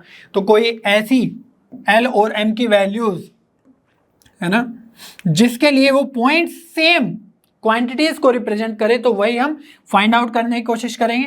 तो यहाँ पर अगर आई कोऑर्डिनेट को हम है ना कंपेयर कर ले, इसको ऐसे लिख सकते हैं कि भाई जो L1 लाइन पे पॉइंट है वो कैसे हो जाएगा, वो हो जाएगा हमारे पास 1 प्लस 2l, है ना, -1 और l, और जो L2 लाइन है उस पर क्या हो जाएगा point 2 plus m, -1 plus m और -m, ठीक है। बस इनको कंपेयर करना है ताकि वो सेम क्वांटिटीज को रिप्रेजेंट करे। तो क्या लिखेंगे, 1 plus 2l equals to 2 plus m, यहां से देखते हैं क्या कंडीशन आएगी, -1 इक्वल्स टू -1 प्लस m, है ना, y कोऑर्डिनेट, और लास्ट में है l equals to -m। Clear हो रही है बात। तो अगर सेकंड वाली कंडीशन को आप देखो, -1 से 1 कैंसिल, तो यह आ जाएगा m इक्वल्स टू 0, ठीक है। और m इक्वल्स टू 0 पुट कर दे तो यहाँ पर क्या आ जाएगा, l equals to 0, means l equals to 0 और m इक्वल्स टू 0 के लिए यहाँ से 2 कंडीशन मिल रही है। अब इसमें अगर हम l equals to 0 m equals to 0 put करें तो ये हो जाएगा हमारे पास 1 equals to 2, which is not possible, ठीक है। तो इसको हम लिख देंगे 1 नॉट इक्वल्स टू 2, ठीक है, फॉर l इक्वल्स टू 0 और m equals to 0। That means यहाँ पर है ना 2 कंडीशन से तो हमें कुछ मिल रहा है, l equals to 0 m equals to 0, लेकिन थर्ड कंडीशन तो सेटिस्फाई नहीं कर रहा है, मीन्स एक्स कोऑर्डिनेट मैच ही नहीं कर रहा है उस कंडीशन के लिए, दैट मीन्स ये लाइन इंटरसेक्ट ही नहीं करेंगे। तो जब हमने है ना कॉन्सेप्ट वीडियोस में क्वेश्चन डिस्कस किए थे, वहां पर तीनों की तीनों इक्वेशंस सेटिस्फाई कर रही थी एक दूसरे को, ठीक है। तीनों के लिए जो एल और एम की वैल्यूज आई थी, या आपको लैम्डा और म्यू की वैल्यूज आती थी, वो सेम आती थी, जिस वजह से हम बोल पाते थे कि हाँ भाई वो इंटरसेक्ट कर रही है, लेकिन यहाँ पर सेम है ना इसको सेटिस्फाई नहीं कर रही है, तो इसीलिए हम बोलेंगे डू नॉट इंटरसेक्ट। तो ए ऑप्शन करेक्ट हो जाएगा यहाँ पर, ठीक है। तो इस बात का ध्यान रखो, लाइंस हो सकता है कि इंटरसेक्ट ना करे, ठीक है। बच्चों नेक्स्ट क्वेश्चन देख लेते हैं।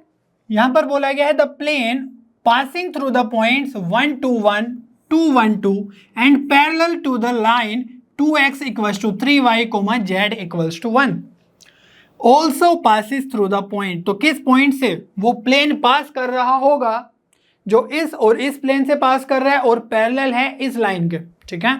तो अगर मैं क्लियरली बताऊं तो ये एक्चुअली में दो प्लेन्स लिखे हुए हैं, 2x इक्वल्स टू 3y और z इक्वल्स टू 1, बट यहां पर हमें इनकी हेल्प से लाइन की इक्वेशन लिखनी है, ठीक है। तो मैंने बताया था जब भी कोमा हो तो प्लेन की इक्वेशन से लाइन की इक्वेशन कैसे लिखते हैं।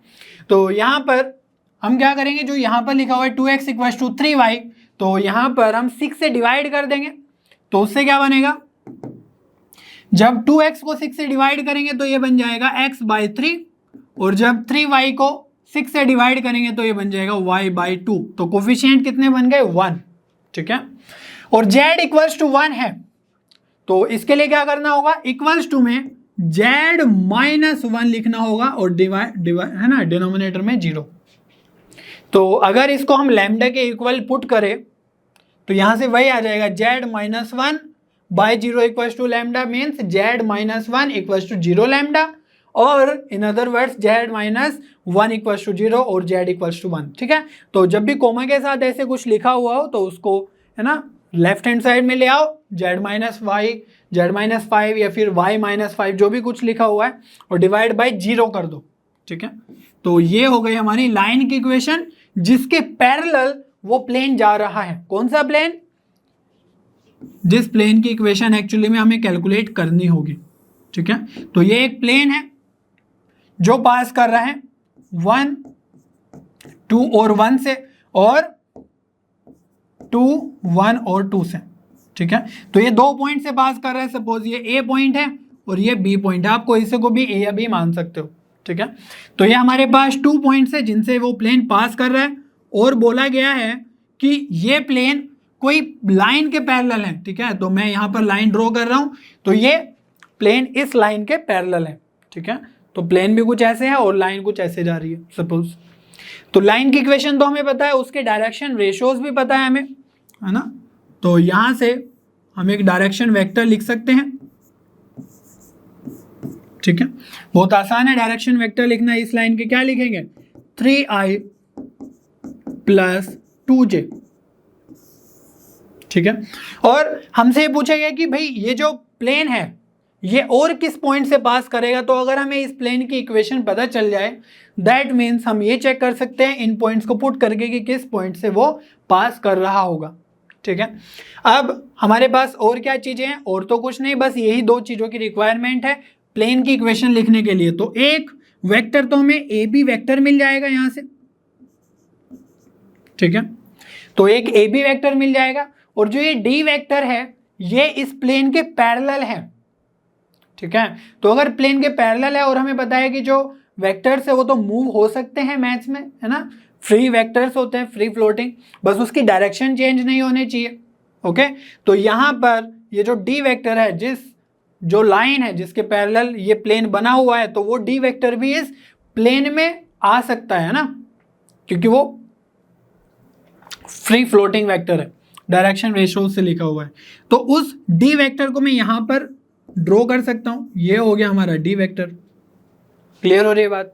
और हमें क्या चाहिए, इस प्लेन की इक्वेशन चाहिए, तो हम एक आर मीन्स एक वेरिएबल मान लेंगे जो इस पूरे प्लेन में कहीं पर मूव कर रहा होगा, और उस आर की हेल्प से हम ए आर वेक्टर लिख के और अपनी लाइन की इक्वेशन, है ना, सॉरी प्लेन की इक्वेशन लिख देंगे। तो यहां पर ए बी वेक्टर क्या हो जाएगा, देखो बी पे हेड है, हेड माइनस टेल कर देंगे, 1 माइनस 2 तो यह आ जाएगा माइनस आई, और 2 माइनस 1 प्लस जे, और ये आ जाएगा 1 माइनस 2 तो माइनस के। ठीक है, तो ये ए बी वेक्टर हो गया। सिमिलरली अगर ए आर वेक्टर लिखना हो हमें तो उसके लिए क्या करेंगे, सिंपली एक्स माइनस ए वेक्टर है ना, एक तो ये आ जाएगा आई कैप के साथ, वाई माइनस 1 आ जाएगा जे कैप के साथ, और जेड माइनस 2 आ जाएगा के कैप के साथ। तो ये हमारे पास दो वेक्टर्स आ गए, और एक हमारा डी वेक्टर आ गया उस लाइन का वेक्टर जो कि प्लेन के पैरेलल है, तो उसको हम प्लेन में भी एज्यूम कर सकते हैं क्योंकि वो फ्री फ्लोटिंग वेक्टर है, फ्री वेक्टर है। तो ये तीनों के तीनों वेक्टर्स एक प्लेन में ही लाई कर रहे हैं। ठीक है, और एक प्लेन में लाई कर रहे हैं मीन्स बॉक्स प्रोडक्ट 0 होगा, और या उनका डिटर्मिनेंट जो बॉक्स प्रोडक्ट्स की हेल्प से हम लिखते हैं वो 0 के इक्वल इक्वेट कर देंगे, तो हमारा प्लेन का इक्वेशन आ जाएगा। ठीक है, यही हम सीखते आ रहे हैं, इसी तरीके से इक्वेशन लिखना। दूसरा तरीका आप ये कर सकते थे कि जो ये डी वेक्टर है और एक ए बी वेक्टर है, इन दोनों की हेल्प से एक नॉर्मल वेक्टर लिख लो। ठीक है, तो डी वेक्टर और ए बी वेक्टर प्लेन के अंदर है ना, तो इनकी हेल्प से एक नॉर्मल वेक्टर लिख लो। तो ये जो नॉर्मल वेक्टर आएगा ये कैसे आएगा, इन दोनों का क्रॉस करके। ठीक है, D vector cross A B vector, तो वहां से जो नॉर्मल वेक्टर मिलेगा वो प्लेन के नॉर्मल होगा। ठीक है, और वो प्लेन के नॉर्मल वेक्टर आने के बाद किसी भी एक पॉइंट के थ्रू पास करा के वो प्लेन की इक्वेशन लिख लो, तो दोनों एक ही काम है बेसिकली। ठीक है, क्योंकि डिटर्मिनेंट में बेसिकली वही काम हो रहा होता है। तो क्या लिख सकते हैं, एक्स माइनस 2 वाई माइनस 1 और जेड माइनस 2, और डी वेक्टर लिख लेते हैं तो यह आ जाएगा 3 2 और 0, और ए बी वेक्टर लिखेंगे तो -1 1 और -1, दिस शुड बी 0। ठीक है, तो देखने की कोशिश करते हैं इसका वैल्यू क्या आएगा, यहां पर सोल्व कर लेंगे इसको। ठीक है, तो बेसिकली आपको सिंपल डिटर्मिनेंट सोल्व करना है, एक्सपेंड करना है, तो x माइनस 2 के साथ क्या आएगा, -2, ये तो 0 ही हो जाएगा, तो -2 x माइनस 2 आ जाएगा। ठीक है, y माइनस 1 नेगेटिव के साथ ओपन होगा तो यहां पर आ जाएगा -3, ये तो 0 के साथ ही होगा, तो -3 आ रहा है ना, ऑलरेडी एक माइनस है तो इसको लिख सकते हैं +3y माइनस 1। क्लियर हो रहा है। अब ऐसे ही z माइनस 2 के साथ आ जाएगा 3 -2। ठीक है, तो 5 आ जाएगा ये, और z माइनस 2 इक्वल्स टू 0। तो देख लेते हैं -2x plus 3y plus 5z, और यहाँ पर कितना बनेगा, -2 प्लस 4 -3, और यहाँ से आ जाएगा -10 इक्वल्स टू 0। ठीक है, तो -2x plus 3y plus 5z, और ये कितना आ जाएगा, -9 इक्वल्स टू 0, या फिर माइनस से मल्टीप्लाई कर दो तो यह आ जाएगा 2x minus 3y minus 5z plus 9 equals to 0। ठीक है, अब बस इसमें ये सेटिस्फाई करा के देख लो कि कौन सा पॉइंट इस प्लेन के थ्रू पास कर रहा है। ठीक है, ये हमारी उस प्लेन की इक्वेशन आ गई जहां जो हम यहाँ पर रिप्रेजेंट कर रहे हैं। ठीक है, तो प्लेन P इक्वल्स टू 0 की इक्वेशन ये आ गई। देख लो, पहला पॉइंट पुट करेंगे 0 6 -2, तो यहाँ पर तो 0 6 तो ये -18 और -2 तो ये +10, तो -18 + 10 -8 + 9 तो +1 बचेगा। तो फर्स्ट तो सेटिस्फाई नहीं कर रहा है, -2 0 1 पुट कर लो तो ये हो जाएगा -4, ये तो 0, और ये आ जाएगा -5, तो -5 -4 -9 और ये +9। ठीक है, दैट मीन्स हमारे पास -2 0 1 सेटिस्फाई कर जाएगा। ठीक है, तो यहां से बस यही चेक करना है कि कौन सा पॉइंट इस प्लेन के थ्रू पास कर रहा होगा, या ये प्लेन किस पॉइंट के थ्रू पास कर रहा होगा। ठीक है, तो अल्टीमेटली हमें प्लेन की इक्वेशन ही लिखनी थी और direction ratios of that line use करना था, और जो पॉइंट्स दिए हुए थे ए और बी उनसे एक वेक्टर बनाना था बस। ठीक है, चलिए एक और क्वेश्चन प्लेन का ही कर लेते हैं। यहां पर बोला गया है the perpendicular distance from the origin to the plane containing the two lines, this one, एक तो ये लाइन है और एक ये लाइन है। ठीक है, तो टू लाइन्स है L1 और L2। तो एक प्लेन है हमारे पास कुछ इस तरीके से। ठीक है, तो इस प्लेन के अंदर ये दोनों लाइन लाई कर रही है, मीन्स उसी के उस प्लेन से ही, उसी सरफेस से ही पास कर रही है ना, कंप्लीटली उस प्लेन पे लाई कर रही है। सपोज कुछ इस तरीके से होंगे, है ना, कहीं पे तो वो इंटरसेक्ट कर ही रही होगी, है ना। ये मत सोचो कि ये पैरेलल ही मैंने ड्रॉ कर दिया है, ठीक है, ये जरूरी नहीं है कि ये पैरेलल हो। तो थोड़ा सा मैं डिफरेंट वे में इनको प्लॉट करने की कोशिश करता हूँ, है ना, कुछ इस तरीके से होंगी। अच्छा, फिर से वैसे फील हो रहा है, बट कोई नहीं। मान लो ये L1 है और ये L2 है, तो ये दो लाइन इस प्लेन में लाई कर रही हैं, तो इसी प्लेन की हमें इक्वेशन चाहिए होगी। और अगर इस प्लेन की इक्वेशन आ गई तो उसकी हेल्प से हम इस प्लेन का ओरिजिन से डिस्टेंस फाइंड आउट कर सकते हैं ना, perpendicular distance from the origin. उसके लिए हम डिस्टेंस फॉर्मूला यूज कर लेंगे, ठीक है। तो जो L1 लाइन है और L2 लाइन है, ये दोनों स्टैंडर्ड फॉर्म में है। यस, आप देख सकते हो, सपोज ये हमारे पास L1 लाइन है और ये हमारे पास L2 लाइन है, ठीक है। तो L1 लाइन का कुछ डायरेक्शन वेक्टर होगा, सपोज यहां पर D1 वेक्टर, और सिमिलरली जो L2 लाइन है उसका भी कोई डायरेक्शन वेक्टर होगा, सपोज दिस D2 वेक्टर। तो D1 और D2 वेक्टर दोनों प्लेन के ही सरफेस में है। अब प्लेन की इक्वेशन लिखने के लिए हमें क्या चाहिए होता है, नॉर्मल वेक्टर, ठीक है। तो D1 क्रॉस D2 से हमें मिलने वाला है नॉर्मल वेक्टर, ठीक है। अब उस नॉर्मल वेक्टर को निकालने के बाद हमें एक पॉइंट चाहिए होगा जिससे वो प्लेन पास कर रहा होगा, तो वो पॉइंट्स तो हमें यहीं से मिल जाएगा। जैसे L1 लाइन है तो L1 लाइन हम बता सकते हैं कि किस पॉइंट से पास कर रहा है ना, कहीं इसी लाइन पे ही होगा। तो -2, 2 और -5, -2, 2 और -5, ये सपोज ए पॉइंट है जो L1 लाइन पे लाई कर रहा है। और सिमिलरली कोई दूसरा पॉइंट होगा L2 लाइन पे, तो यहां से है 1, 4 और -4 जो हमारा L2 लाइन पे लाई कर रहा है, बी पॉइंट, ठीक है। तो ये दो पॉइंट्स तो है ही, तो किसी से भी पास करा दो। तो अभी तक लास्ट उसमें हमने देखा था लास्ट में कि भाई अच्छा डिटर्मिनेंट की हेल्प से हम कैसे सोल्व करें, ठीक है। लेकिन इस बार थोड़ा डिफरेंट वे में सोल्व करने की कोशिश करते हैं। यहां से भी डिटर्मिनेंट सोल्व कर सकते हो, कैसे, एक तो D1 वेक्टर है, एक D2 वेक्टर है, वो कहां से मिल जाएगा, D1 वेक्टर आ जाएगा आपका 3i + 5j + 7k, है ना। लाइन जो L1 है उसके डिनोमिनेटर से कंपोनेंट्स, और जो D2 वेक्टर है क्योंकि ये ऑलरेडी स्टैंडर्ड फॉर्म में है तो D2 वेक्टर आ जाएगा +i 4j + 7k, ठीक है। ये हमारे पास दो वेक्टर्स आ गए। तो D1 D2, और एक पॉइंट हम ले लेंगे इस प्लेन के अंदर, वेरिएबल पॉइंट, सपोज यहां पर कोई, है ना, R पॉइंट जो वेरिएबल होगा x y z के साथ, है ना।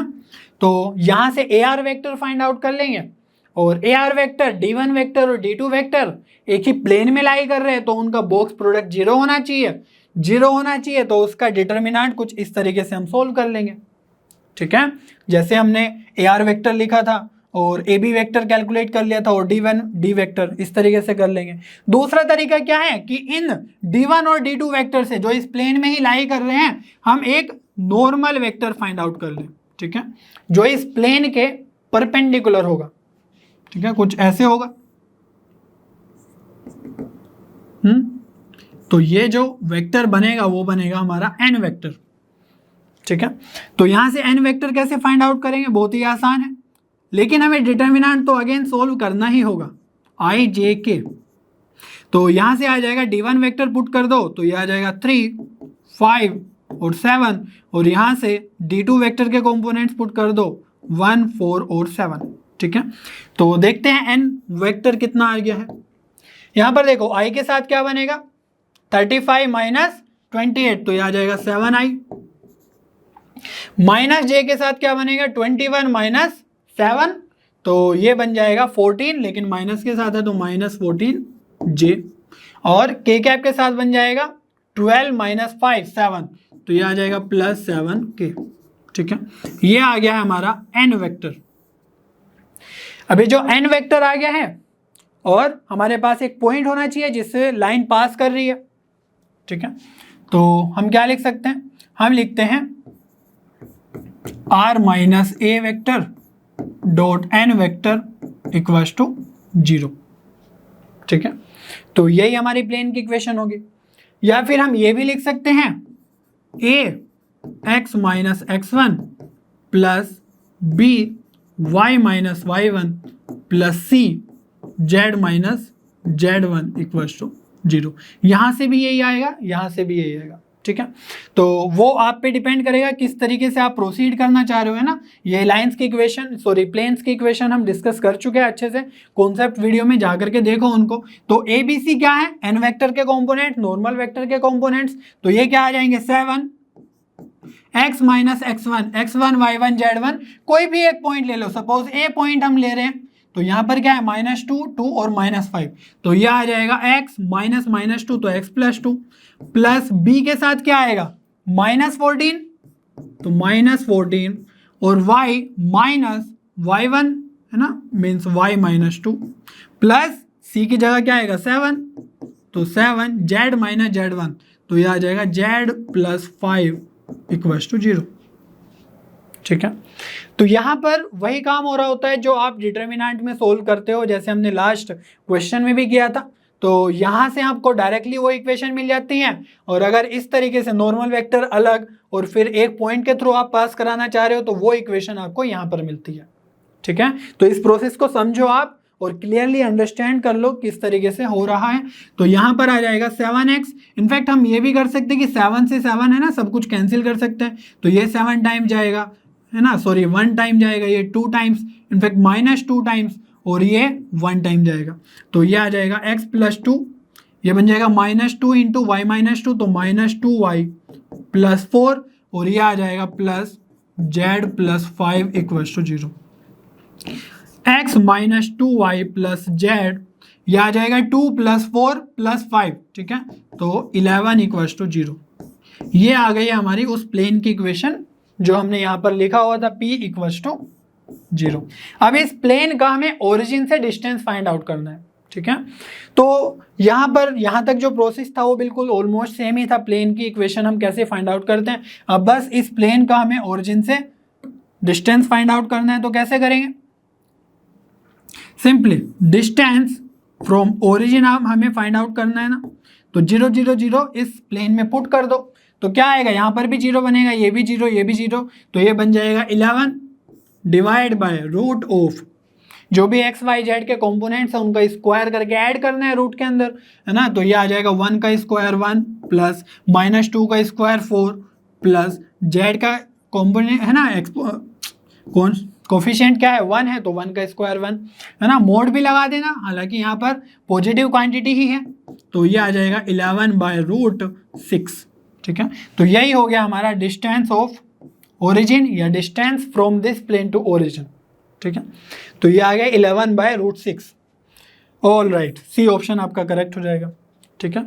तो डिफरेंट सिनेरियो में आप प्लेन का इक्वेशन कैसे लिखेंगे वो बहुत ज़्यादा अच्छा यहाँ पर है ना तरीका है सीखने के लिए आपके पास। हम डिफरेंट क्वेश्चंस में वही बार बार एम्फेसाइज कर रहे हैं, जब भी हम प्लेन की बात करते हैं तो नॉर्मल वेक्टर और किसी पॉइंट की हेल्प से हम लिख सकते हैं, ठीक है, या बॉक्स प्रोडक्ट 0 करा सकते हैं।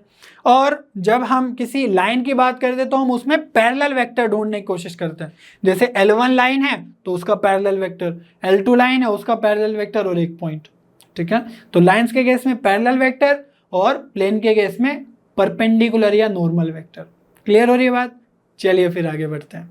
चलिए बच्चों नेक्स्ट प्रॉब्लम देख लेते हैं, और ये थोड़ी सी इंटरेस्टिंग क्वेश्चन है, देखते हैं क्या बोला गया है। If Q 0 -1 -3 is the image of the point P in the plane 3x - y + 4z = 2 and R is the point, R अलग से एक पॉइंट गिवन है 3 -1 -2, then the area in square units of delta या triangle PQR। तो R point तो हमें अलग से गिवन है, ठीक है, और जो P और Q है, P का इमेज ये गिवन है Q इन दिस प्लेन, तो वही हम डिसाइड है ना, वही हम यूज करेंगे। P और Q आपस में इमेज है इस प्लेन के अबाउट, ठीक है। तो ये प्लेन मैं ड्रॉ करके दिखा देता हूँ आपको, कुछ इस तरीके से एक प्लेन है हमारे पास, है ना। प्लेन की इक्वेशन क्या है, 3x - y + 4z - 2 = 0। तो इस प्लेन के अबाउट है ना, suppose Q is the image of P, तो हम ऐसे भी तो लिख सकते हैं, Q पहले लिख लें, है ना, और P पॉइंट नीचे लिख दें।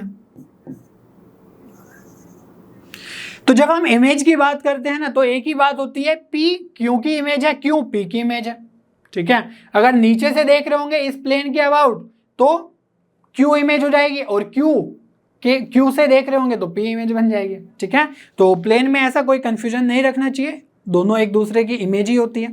बस जो भी आपको वैल्यूज पता है उसके अकॉर्डिंग हम देखने की कोशिश करेंगे। तो Q की वैल्यूज हमें पता है 0, -1 और -3, और P के कोऑर्डिनेट्स हमें नहीं पता है। ठीक है, तो हम क्या करेंगे, x minus x1, y minus y1, z minus z1 divide by ABC, जैसे भी करते हैं।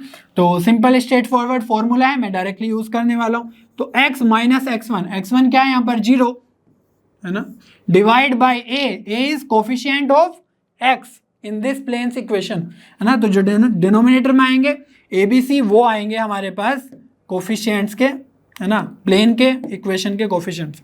तो मैं एक फॉर्मूला लिख ही देता हूँ, है ना, ताकि याद आ जाए आपको। x minus x1 by a, y minus y1 by b, z minus z1 by c, है ना। तो ये फॉर्मूला हमने बताया था अच्छे से। और यहाँ पर क्या करते हैं, -2 टाइम्स, 2 टाइम्स क्यों कर रहे हैं, इमेज के केस में। और अगर फुट ऑफ परपेंडिकुलर निकालना होता है, ये पॉइंट जो मिड पॉइंट है, तो वहां पर हम 2 से मल्टीप्लाई नहीं करते, सिंपल 1 से ही मल्टीप्लाई रहती है एज इट इज। और बाद में ये वाला जो पॉइंट है x1 y1 z1 इस प्लेन में पुट करना है। तो वही मैंने लिखा ax1 plus by1 plus c z1 plus d, ठीक है, और डिवाइड बाय जो भी x y z के कोफिशिएंट्स हैं उनके स्क्वायर्स का सम। ठीक है, उससे हमें डिवाइड करना है। तो ये फॉर्मूला यूज कर लेंगे हम, और इजीली हमारे पास P का कोऑर्डिनेट आ जाएगा। वही हमारा टास्क है फिलहाल। तो क्या बन जाएगा, x माइनस x1 कितना है 0 डिवाइड बाई a कितना है 3, y माइनस ये है -1 तो माइनस ऑलरेडी है तो +1 हो जाएगा, और डिवाइड बाय y का कोफिशिएंट -1, z माइनस z1 तो z1 क्या है -3 divide by c which is z का कोफिशिएंट प्लेन की इक्वेशन में। ठीक है, equals to -2 times of, divide में क्या है ये लिख लेते हैं पहले। तो a स्क्वायर मीन्स 3 का स्क्वायर 9, प्लस यहाँ से भी देख सकते हो है ना ABC लिखे हुए हैं ये, तो यह आ जाएगा 1 प्लस 4 का स्क्वायर 16। अब ये वाला पॉइंट इस प्लेन की इक्वेशन में पुट कर दो, है ना, तो जो भी वैल्यू आएगी वो ब्रैकेट के अंदर आ जाएगी। तो 0 के साथ करेंगे तो ये तो 0, -1 इंटू माइनस वाई, है ना, यहाँ पर भी -1 ही आएगा, तो ये हो जाएगा +1, और बाद में बनेगा -3 z की जगह, तो ये आ जाएगा -12।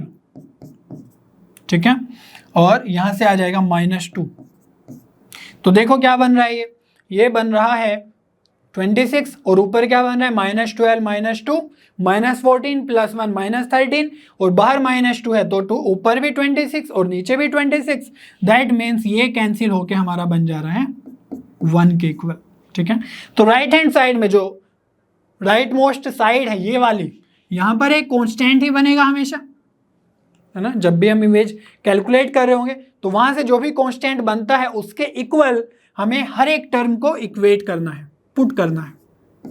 ठीक है, तो x -0 या फिर x बाई 3 = 1 पुट करेंगे तो x = आ जाएगा 3, y +1 डिवाइड बाय -1 है 1 के इक्वल रखेंगे तो y +1 हो जाएगा -1 -1 और जाएगा तो y = आ जाएगा -2।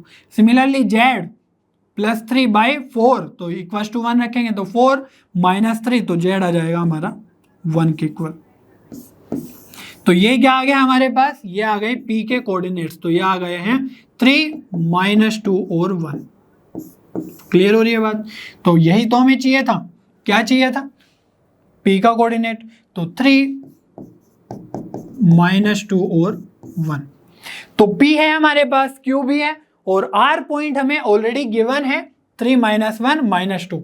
ठीक है, तो PQR की हेल्प से जो ट्राइंगल बन रहा होगा उसका एरिया अब हम फाइंड आउट करने की कोशिश करते हैं। ठीक है, तो नेक्स्ट पेज पे कर लेते हैं। P है हमारे पास 3 -2 1, सपोज ये P पॉइंट है 3 -2 और 1, यही हमें निकालना था, है ना। यहाँ पर पूरा प्रोसेस सिर्फ P के लिए था। Q तो हमारे पास ऑलरेडी है 0 -1 -3, सपोज ये पॉइंट है Q 0 -1 -3। ठीक है, और जो R पॉइंट है वो तो क्वेश्चन में गिवन ही था 3 -1 -2, सपोज ये R है 3 -1 -2। तो इन तीनों पॉइंट से पी क्यू और आर से जो भी ट्राइंगल बन रहा है उसका एरिया हमें फाइंड आउट करना है। तो जब हम 2D की बात करते हैं वहां पे तो हम डिटर्मिनेंट की हेल्प से डायरेक्टली, है ना, area of triangle find out कर सकते हैं। यहां पर क्या करेंगे, हम वेक्टर्स लिखेंगे, ठीक है। तो यहां से आपको कुछ भी लिखना हो ना, पी क्यू वेक्टर लिख सकते हो आप बहुत ही इजीली, और पी आर वेक्टर लिख सकते हो। तो एरिया ऑफ ट्राइंगल मैंने बताया था। और यहां पर ऐसे भी देखो, जब हम पी क्यू और पी आर को, है ना, इनके पैरेलल लाइंस ड्रॉ करते हैं तो क्या मिलता है हमें, कुछ इस तरीके से मिलता है। तो यहां से एक पैरेललोग्राम ही मिलता है। उस पैरेललोग्राम का एरिया क्या होगा, वो आ जाएगा P Q cross P R, है ना, पैरेललोग्राम का एरिया। और इसका हमें मोड भी लेना होगा, क्योंकि यहां से तो एक हमें वेक्टर मिलेगा, है ना, क्रॉस लेने के बाद, लेकिन उसका मोड लेंगे तो मैग्नीट्यूड मिल जाएगा। और वो जो मैग्नीट्यूड होगा वो इस पैरेललोग्राम का जो हमें यहां पर मिला है पी क्यू, सपोज ये पॉइंट है एस, है ना, P Q R S, P Q S R, तो ये पैरेललोग्राम का हमें एरिया मिला है। लेकिन हमें क्या करना है, हमें ट्राइंगल का निकालना है पी क्यू आर। तो हमने बताया था वेक्टर वाले चैप्टर में कि हाफ अगर इसका कर दोगे तो वो एरिया ऑफ ट्राइंगल हो जाएगा। दैट मीन्स हम यहाँ पर हाफ कर देंगे तो यही आ जाएगा area of triangle P Q and R, ठीक है। तो यही हमें फाइंड आउट करना है। करें, फिर स्टार्ट करें। तो यहां से मैं ये पी क्यू आर, ये जो बाकी चीजें हैं वो इरेज कर देता हूं।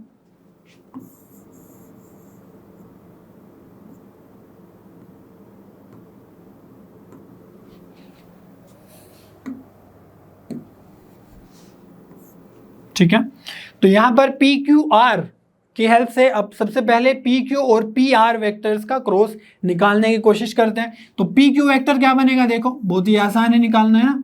पी क्यू वेक्टर, तो पी क्यू तो हेड माइनस टेल कर देंगे, 0 - 3 तो -3 आई कैप, और ये आ जाएगा -1 -2 तो ये आ जाएगा प्लस जे कैप, और ये आ जाएगा -3 -1 तो -4 के कैप।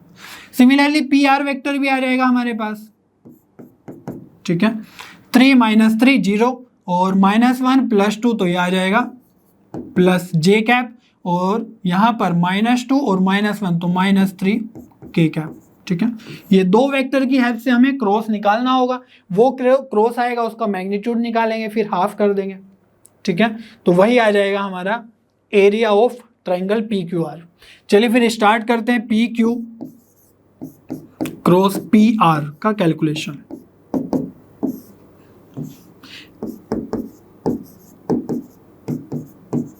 पी क्यू के कंपोनेंट्स क्या है, -3 1 और -4। पी आर के कंपोनेंट्स 0 1 और -3, ठीक है।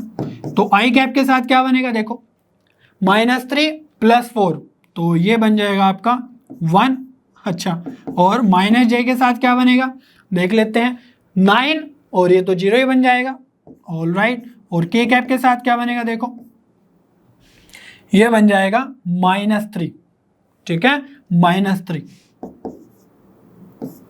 तो ये आ गया हमारे पास फाइनली, है ना, आई कैप -9j -3 के कैप। अब इसका क्या करना है, इसका मैग्नीट्यूड निकालना है, ठीक है। तो magnitude of P Q vector cross P R vector, ये बन जाएगा हमारे पास रूट के अंदर इन सभी क्वांटिटीज का स्क्वायर लिख दो, 81 + 9, ठीक है। तो ये क्या आ गया है 91। और area of triangle P Q R करना है तो हमें 1/2 भी करना होगा। तो area of triangle P Q R will be equals to 1/2 magnitude of PQ cross PR. This will be equal to √91/2, ठीक है। तो ये आ गया हमारा एरिया ऑफ ट्राइंगल PQR। तो जब भी आपके पास ट्राइंगल ऑफ, है ना, एरिया ऑफ ट्राइंगल निकालना हो तो ये कैलकुलेशन आपको करना होगा, ठीक है। जो भी 3 वर्टिसेस हैं उनके आप दोनों के वेक्टर निकालो, ठीक है, PQ और पी आर, और उनका क्रॉस कर दो, मैग्नीट्यूड ले लो और हाफ कर दो, है ना, ज़्यादा कुछ नहीं है। बस यहाँ पर जो इस 3D चैप्टर में हमने एक्स्ट्रा सीखा वो क्या सीखा था, इमेज कैलकुलेट करना। उस इमेज की हेल्प से हम ये पी पॉइंट निकाल पाए, ठीक है। तो इसमें कंफ्यूजन नहीं होना है कि बोला गया था कि पी का इमेज क्यों है, तो हमने Q का इमेज P Q लिख दिया, ठीक है, दोनों आपस में इमेज ही है ना, तो हमने डायरेक्टली वो फॉर्मूला यूज कर लिया और हमारा आंसर आ जाएगा बी ऑप्शन √91/2, ठीक है। तो इस तरीके से आप क्वेश्चन सोल्व कर सकते हो। ओके, चलिए बच्चों एक और क्वेश्चन देख लेते हैं। बोला गया है the sum of intercepts on the coordinate axis of the plane passing through the point -2, -2, -2 and containing the line joining the points 1, -1, 2 and 1, 1, 1, ठीक है। तो एक प्लेन है जिसका हमें इंटरसेप्ट बताना है कोऑर्डिनेट एक्सिस पे, ठीक है। तो एक मैंने इंटरसेप्ट फॉर्म बताया था प्लेन का, उसको हम देखने की कोशिश करेंगे। बिल्कुल वैसे ही है जैसे 2D में इंटरसेप्ट फॉर्म होता है लाइन का, x/a, y/b। तो जो वो a b है, या 3D में मैंने बताया था x/α प्लस y/बीटा प्लस गामा बाय, है ना, गामा सॉरी z/गामा इक्वल्स टू 1। तो वहाँ पर अल्फा बीटा गामा जो डिनोमिनेटर में आते हैं वही हमें इंटरसेप्ट बताते हैं, उनका समेशन बताना है, बस इतना सा काम है। लेकिन उस प्लेन की इक्वेशन चाहिए, वो प्लेन जो इस पॉइंट से पास कर रहा है और जो एक लाइन को कंटेन कर रहा है जॉइनिंग दिस 2 पॉइंट्स, ठीक है। तो यहाँ पर थोड़ा सा सिर्फ लैंग्वेज का खेल है, लेकिन आपको कंफ्यूज नहीं होना है। तो ये जो प्लेन है वो हमारा इस पॉइंट से तो पास कर ही रहा है, कौन सा, -2, -2 और 2, ठीक है। और एक लाइन है ना, जो इन दोनों पॉइंट से पास कर रही है, कुछ इस तरीके की लाइन होगी। सपोज ये एक पॉइंट होगा 1, -1 और 2, और एक पॉइंट होगा 1, 1 और 1, ठीक है। तो ये हमारे पास 2 पॉइंट्स तो लाइन पे हैं और एक पॉइंट ऐसा दिया हुआ है जो प्लेन से के थ्रू पास कर रहा है। लेकिन हमें ये पता है कि ये जो प्लेन है ये लाइन इसी पे लाई कर रही है ना, या ऐसा कहे कि प्लेन इस लाइन को कंटेन कर रहा है। दैट मीन्स ये जो 2 पॉइंट्स है ना, इन पॉइंट्स को भी ये प्लेन कंटेन कर रहा है, ठीक है। ये दोनों के दोनों पॉइंट्स भी इस प्लेन में ही है, ठीक है, और थर्ड पॉइंट भी है। तो 3 पॉइंट हमारे प्लेन में गिवन है डायरेक्टली, उसी से हमें प्लेन का इक्वेशन लिखना है। तो नहीं लिख सकते हैं क्या? एक मैंने डायरेक्टली बताया था, या फिर ऐसे भी कर सकते हो, वेक्टर्स वगैरह असाइन कर सकते हो यहाँ पर, ठीक है। तो क्या कर सकते हैं, सपोज ये पॉइंट है A, ये पॉइंट है B और ये पॉइंट है C। तो एक तो AB वेक्टर लिख लो, एक AB वेक्टर लिख लो और एक R पॉइंट ले लो कहीं पर, है ना, इन जनरल। तो एक R या AR वेक्टर लिख लो, ठीक है। तो ये आ जाएगा X, Y और Z, R वेक्टर वेरिएबल। तो हमारी प्लेन की इक्वेशन आ जाएगी। इस तरीके से हम 2-3 क्वेश्चन ऑलरेडी कर चुके हैं, ठीक है। या फिर 3 पॉइंट्स के थ्रू, एक डायरेक्टली मैंने बताया था कि कोई भी एक पॉइंट को माइनस करना है और बाकी जगह से, ठीक है, और डायरेक्टली डिटर्मिनेंट सोल्व करो। तो चलो वही करते हैं। तो यहाँ पे क्या करना है, x माइनस, मान लो A पॉइंट में माइनस कर रहा हूँ हर जगह से, ठीक है।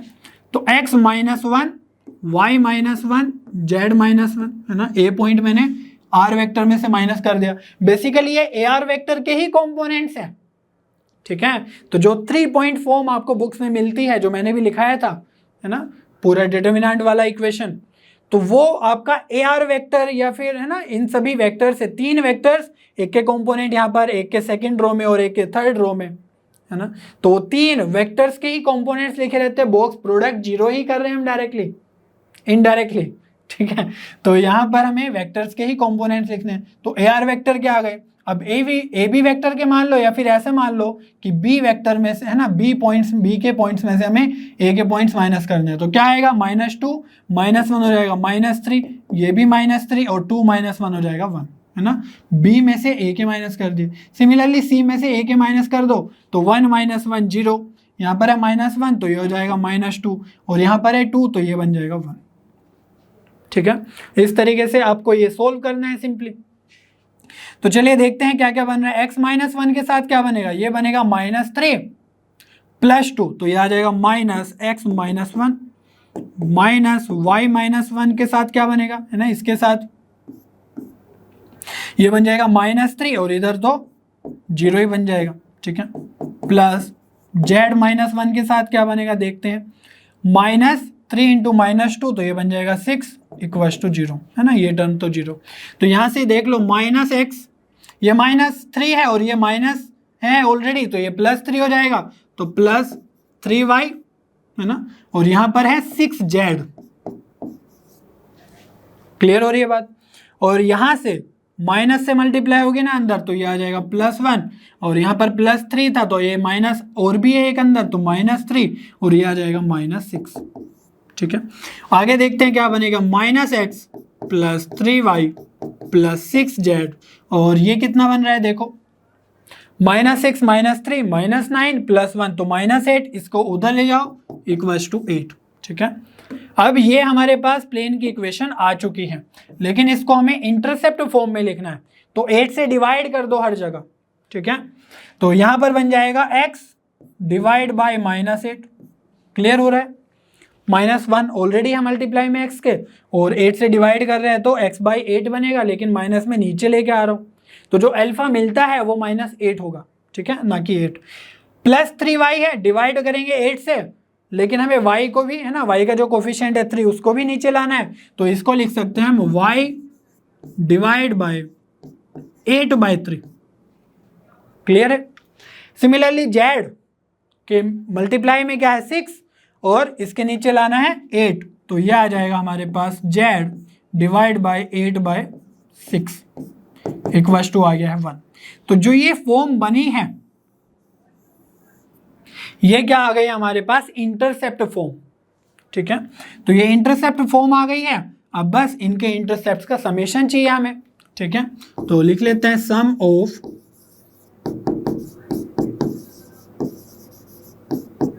इंटरसेप्ट, तो ये आ जाएगा, इनफैक्ट इक्वल ही लिख देते हैं ना, -8 + 8/3 प्लस 8/6 को क्या लिख सकते हैं, क्योंकि यहाँ पर 3 है, तो क्या इसको 2 से ऊपर नीचे डिवाइड करके लिख सकते हैं 4/3।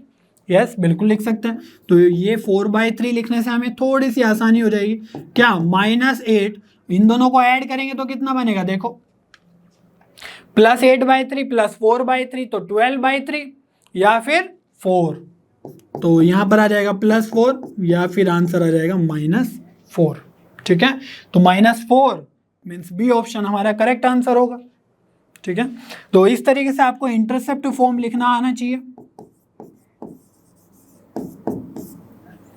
सेम प्रोसीजर, प्लेन का इक्वेशन लिखो फिर इंटरसेप्ट लिख दो। ठीक है, मोस्टली प्लेन के क्वेश्चन ज्यादा पूछे जा रहे हैं, है ना, लाइन के भी बहुत पूछे जाते हैं, बट लाइन भी हमारा प्लेन के साथ ही यूज हो जाता है, उसकी भी अंडरस्टैंडिंग हमें मिल जाती है ना, जब हम डिफरेंट वेराइटी ऑफ क्वेश्चन करते हैं। तो जब हम प्लेन के क्वेश्चन करते हैं तो वैसे ही उसी के साथ हमारे पास लाइन के भी क्वेश्चन क्लियर हो जाते हैं। जैसे हम सर्कल के, पैराबोला के करते हैं, तो उसके साथ 2D में लाइन का भी यूज आता रहता है, तो लाइन के भी क्वेश्चंस, सर्कल, पैराबोला, इलिप्स, उन सब में भी यूज होता रहता है लाइन का जो भी क्वेश्चंस है। ठीक है बच्चों, क्वेश्चन देख लेते हैं। An angle between the plane, एक तो ये प्लेन है, and the line of intersection of the planes, कौन कौन से प्लेन्स का लाइन ऑफ इंटरसेक्शन, एक तो ये प्लेन और एक ये प्लेन। ठीक है, तो हमें दो एंटिटीज के बीच में, एक तो एक प्लेन है और एक लाइन है, उन दोनों के बीच में एंगल फाइंड आउट करना है। तो जब हम लाइन और प्लेन के बीच में एंगल फाइंड आउट करते थे तो हमने बताया था कॉन्सेप्ट वीडियोस में कि वहां पर हम sine of theta find out करते हैं, ना कि कोस ऑफ थीटा। उसका रीजन भी हमने बताया था, यहां पर भी मैं क्लियर करने की कोशिश करूंगा। और एक तो प्लेन हमें डायरेक्टली गिवन है कि भाई इस प्लेन के बीच में निकालना है, तो ये सपोज प्लेन P1 है, इसको मैंने नाम दे दिया। ठीक है, और line of intersection means line कहां से आएगी, line of intersection of these two planes. Suppose ये प्लेन P2 है और प्लेन P3 है, तो इन दो प्लेन्स का जो लाइन ऑफ इंटरसेक्शन होगा उसके बीच में और इस प्लेन के बीच में हमें एंगल कैलकुलेट करना है। तो जो प्लेन P2 है और P3 है, इसको मैं पहले ड्रॉ करने की कोशिश करता हूं। ठीक है, ताकि थोड़ी सी क्लैरिटी आए आपको क्या करना है एक्चुअली में। ठीक है, तो कुछ इस तरीके से हमारे पास दो प्लेन्स है ना, P2 और P3। सपोज ये प्लेन P2 इक्वल्स टू 0 है और ये वाला प्लेन P3 इक्वल्स टू 0 है। तो जो P2 का जो नॉर्मल होगा कुछ ऐसे होगा, N2 वेक्टर। ठीक है, सिमिलरली जो P3 का नॉर्मल वेक्टर होगा कुछ ऐसे होगा, N3 वेक्टर। ठीक है, और जो लाइन ऑफ इंटरसेक्शन है उनकी ये यहां पर है ना, ये हो गई line of intersection of plane P2 and P3। तो लाइन ऑफ इंटरसेक्शन पे जो है ना डायरेक्शन वेक्टर होगा, क्योंकि लाइन का हम क्या करते हैं, डायरेक्शन वेक्टर कैलकुलेट करने की कोशिश करते हैं और प्लेन के लिए नॉर्मल वेक्टर कैलकुलेट करने की कोशिश करते हैं। तो जो लाइन का डायरेक्शन वेक्टर होगा उसको मैं क्या बोल सकता हूं, डी वेक्टर। ठीक है, तो हमने बताया था कॉन्सेप्ट वीडियोस में अच्छे से क्लियर किया था कि जो ये डी वीडियो है ना, सॉरी डी वेक्टर है, ये कैसे मिलता है हमें, ये जो डायरेक्शन है लाइन की, ये इस प्लेन के भी परपेंडिकुलर है, प्लेन के परपेंडिकुलर नहीं, सॉरी प्लेन के नॉर्मल के परपेंडिकुलर है। ठीक है, नॉर्मल वेक्टर ऊपर जा रहा है, डायरेक्शन वेक्टर इधर जा रहा है। जो ये थोड़ा इंक्लाइंड प्लेन है उसका नॉर्मल वेक्टर बाहर जा रहा है और डायरेक्शन वेक्टर उसके 90 डिग्री पे जा रहा है। मीन्स जो डायरेक्शन वेक्टर है उस लाइन का जो इंटरसेक्शन से मिलता है ऑफ टू प्लेन्स, वो इन दोनों के क्रॉस प्रोडक्ट से हमें मिलने वाला है। ठीक है, क्योंकि जब हम क्रॉस प्रोडक्ट लेते हैं तो वहां से एक है ना थर्ड डायरेक्शन में, मीन्स इन दोनों के परपेंडिकुलर डायरेक्शन में एक वेक्टर मिलता है। तो डी वेक्टर हमारा क्या आ जाएगा, ये आ जाएगा N2 क्रॉस N3 वेक्टर। ठीक है, और मैं N2 और N3 वेक्टर अलग से लिखने की जरूरत नहीं है आई थिंक, क्योंकि जो P2 प्लेन है उसी के जो x y z के कोफिशिएंट्स होंगे उन्हीं के कंपोनेंट से मिलके बनता है नॉर्मल वेक्टर। तो यहां पर मैं क्या लिख सकता हूं, I J और K, और N2 वेक्टर के लिए क्या लिखना होगा, P2 प्लेन के कंपोनेंट्स 3 4 और 1। ठीक है, और N3 वेक्टर के लिए क्या लिखना होगा, 5 8 और 2। ठीक है, तो ये मिलने वाला है हमें D vector equals to I cap के साथ क्या आएगा, 4 2 जा 8 -8, तो ये तो 0। जे वेक्टर के साथ, जे कैप के साथ क्या आएगा, 3 6 -5, तो ये आ जाएगा जे, है ना। इनफैक्ट जब हम एक्सपेंड करते तो माइनस आता है एक साथ में, और के कैप के साथ क्या आ जाएगा, 24 -20, तो ये आ जाएगा +4k। तो ये आ गया हमारा इंटरसेक्शन जो लाइन है उसका डायरेक्शन वेक्टर।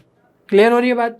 अब ये डायरेक्शन वेक्टर आ गया है तो हमें इस लाइन के साथ इस प्लेन का P1 प्लेन का एंगल फाइंड आउट करना है। ठीक है, तो एंगल फाइंड आउट करने के लिए हमें क्या चाहिए होता है, जब हम डॉट लेते हैं डायरेक्शन रेशियोज का या डायरेक्शन वेक्टर का, उसमें हमें किस पॉइंट से वो लाइन पास कर रही है उसका कोई रोल नहीं होता है एंगल निकालने के लिए। ठीक है, अगर उस लाइन का कुछ इमेज या फोटो परपेंडिकुलर है किसी है ना किसी पॉइंट से डिस्टेंस फाइंड आउट करना होता तो उसके लिए हमें पूरी लाइन की इक्वेशन लिखनी पड़ती। लेकिन यहाँ पर हमारे पास लाइन का ही है ना डायरेक्शन वेक्टर है, तो हमें पूरी लाइन की इक्वेशन लिखने की जरूरत नहीं है, एंगल हम ऐसे ही फाइंड आउट कर लेंगे। ठीक है, ये रही बात पहली। और हम एंगल फाइंड आउट करते हैं उसका भी थोड़ा सा आइडिया दे देता हूं। ठीक है, तो ये प्लेन है सपोज P1, और जो ये लाइन है लाइन ऑफ इंटरसेक्शन, इसको मैं बोल देता हूं कि ये लाइन है L। ठीक है, तो इस P1 को लाइन किसी एंगल पे कट कर रही होगी कुछ इस तरीके से। ठीक है, ये सपोज इस प्लेन पे लाइन कुछ इंक्लाइंड है, तो किस एंगल पे इंक्लाइंड है यही हमें फाइंड आउट करना है। ठीक है, ये वाला एंगल। लेकिन हमें प्लेन के नॉर्मल वेक्टर की इंफॉर्मेशन होती है। ठीक है, और इस केस में क्या है, P1 प्लेन का N1 नॉर्मल वेक्टर। ठीक है, तो यहां पर ये जो लाइन है इसका डायरेक्शन वेक्टर होगा डी वेक्टर। क्लियर है बात। लेकिन हमें एंगल कौन सा चाहिए, इस प्लेन और है ना प्लेन और लाइन के बीच का एंगल, ये जो थीटा है। और लेकिन हम जब डॉट प्रोडक्ट यूज करते हैं तो इस और इस वेक्टर के बीच का एंगल यूज करते हैं। ठीक है, तो इसका और इसके बीच, इन दो वेक्टर्स के बीच का एंगल क्या होगा यहाँ पर, 90 माइनस थीटा। ठीक है, क्योंकि ये क्या है, नॉर्मल वेक्टर है, ये टोटल 90 डिग्री का एंगल होगा और यहाँ पर थीटा बन रहा है तो ये एंगल हो जाएगा 90 माइनस थीटा। तो इसीलिए हम क्या यूज करते हैं, कोस 90 माइनस थीटा, और इसी को लिख सकते हैं साइन थीटा। तो आई होप ये अगेन आपको क्लियर हो गया होगा अच्छे से। ठीक है, और ये थीटा किस किस के बीच में होगा, N1 वेक्टर जो प्लेन 1 का वेक्टर है और लाइन का डायरेक्शन वेक्टर डी वेक्टर, और इन्हीं दोनों का हमें मैग्नीट्यूड लेना है। ठीक है, क्योंकि एक्यूट एंगल हम फाइंड आउट कर रहे होंगे तो मोड भी लगा देना है। तो बस यहाँ पर इनका कैलकुलेशन स्टार्ट करते हैं, है ना, बहुत ही ज़्यादा आसान है अब कैलकुलेशन। तो साइन ऑफ थीटा कितना आ जाएगा देखो, तो डी वेक्टर तो हमारे पास है, एन वेक्टर n1 वेक्टर में लिख देता हूं ताकि थोड़ी सी आसानी हो जाए आपको। n1 वेक्टर प्लेन 1 से आएगा, एक्स वाई जेड के कोफिशिएंट्स, तो ये आ जाएगा i प्लस जे प्लस के। अच्छा, काफी आसान वेक्टर है, ठीक है। तो n1 वेक्टर और d वेक्टर इन दोनों का डॉट लेना है, तो डॉट के लिए हमें i j के कंपोनेंट्स मल्टीप्लाई करने होंगे। i का कंपोनेंट यहाँ पर नहीं है तो 0 हो जाएगा, j का कंपोनेंट -1, यहाँ पर 1, तो ये आ जाएगा -1, और यहाँ पर है 4 प्लस, तो ये आ जाएगा 4 डिवाइड बाय दोनों का मैग्नीट्यूड, यहाँ से मैग्नीट्यूड क्या आएगा 1 प्लस 4 का स्क्वायर 16, और दूसरे वेक्टर का मैग्नीट्यूड क्या आ जाएगा 1 स्क्वायर 1 स्क्वायर 1 स्क्वायर 3 है ना, 3 आ जाएगा डायरेक्टली। मोड लगा दो, पॉजिटिव क्वांटिटी मिलेगी, हालांकि ये पॉजिटिव ही लिखा हुआ है, तो यह आ जाएगा 3, नीचे आ जाएगा √3 और मल्टीप्लाई में √17, तो √3 से √3 कैंसिल, √3 टाइम्स, तो फाइनली आ जाएगा 3/17, ठीक है। क्लियर हो रही है बात। यहां से हम लिख सकते हैं कि जो थीटा आया वो आ जाएगा साइन इनवर्स √3/17, ठीक है। अब ये थीटा हो सकता है कि आपको tan इनवर्स में लिखा हुआ मिले, कोस इनवर्स में लिखा हुआ मिले, या फिर सेक इनवर्स में, कोसेक इनवर्स में, है ना, लेकिन उसी के अकॉर्डिंग वैल्यूज भी चेंज होती जाएगी। तो यहाँ पर हमारा फाइनल है साइन इनवर्स में, तो देख लेते हैं ये ऑप्शन में है कि नहीं। ओके, तो यस, ये सी ऑप्शन में है, √3/17 साइन इनवर्स, ठीक है। तो इस तरीके से हमें यहाँ पर लाइन की पूरी इक्वेशन कैलकुलेट करने की जरूरत नहीं पड़ी। तो ये आपको देखना होगा कि वहाँ पर आपको पूरी लाइन की इक्वेशन निकालनी है, कैलकुलेट करनी है, सिर्फ वेक्टर से ही काम चल जाएगा, ठीक है, क्योंकि यहाँ पर एंगल ही फाइंड आउट करना था उन दो, है ना, प्लेन और लाइन के बीच में। ये हमारी कौन सी है, लाइन L, तो इसीलिए हमें एंगल के लिए पूरी लाइन की इक्वेशन लिखने की जरूरत नहीं थी, ठीक है। और इसी के साथ हम आज का सेशन वाइंड अप करते हैं। आई होप आपको सभी क्वेश्चंस बहुत अच्छे से क्लियर हो गए होंगे। आज हमने डिस्कस किए सारे के सारे मेंस के single correct answer. Next session में हम न्यूमेरिकल वैल्यू आंसर और जेईई एडवांस के भी क्वेश्चन सोल्व करेंगे। तब तक लर्न हब पे बने रहिए, क्योंकि लर्न हब पे सभी कंटेंट फ्री है पर बेस्ट है।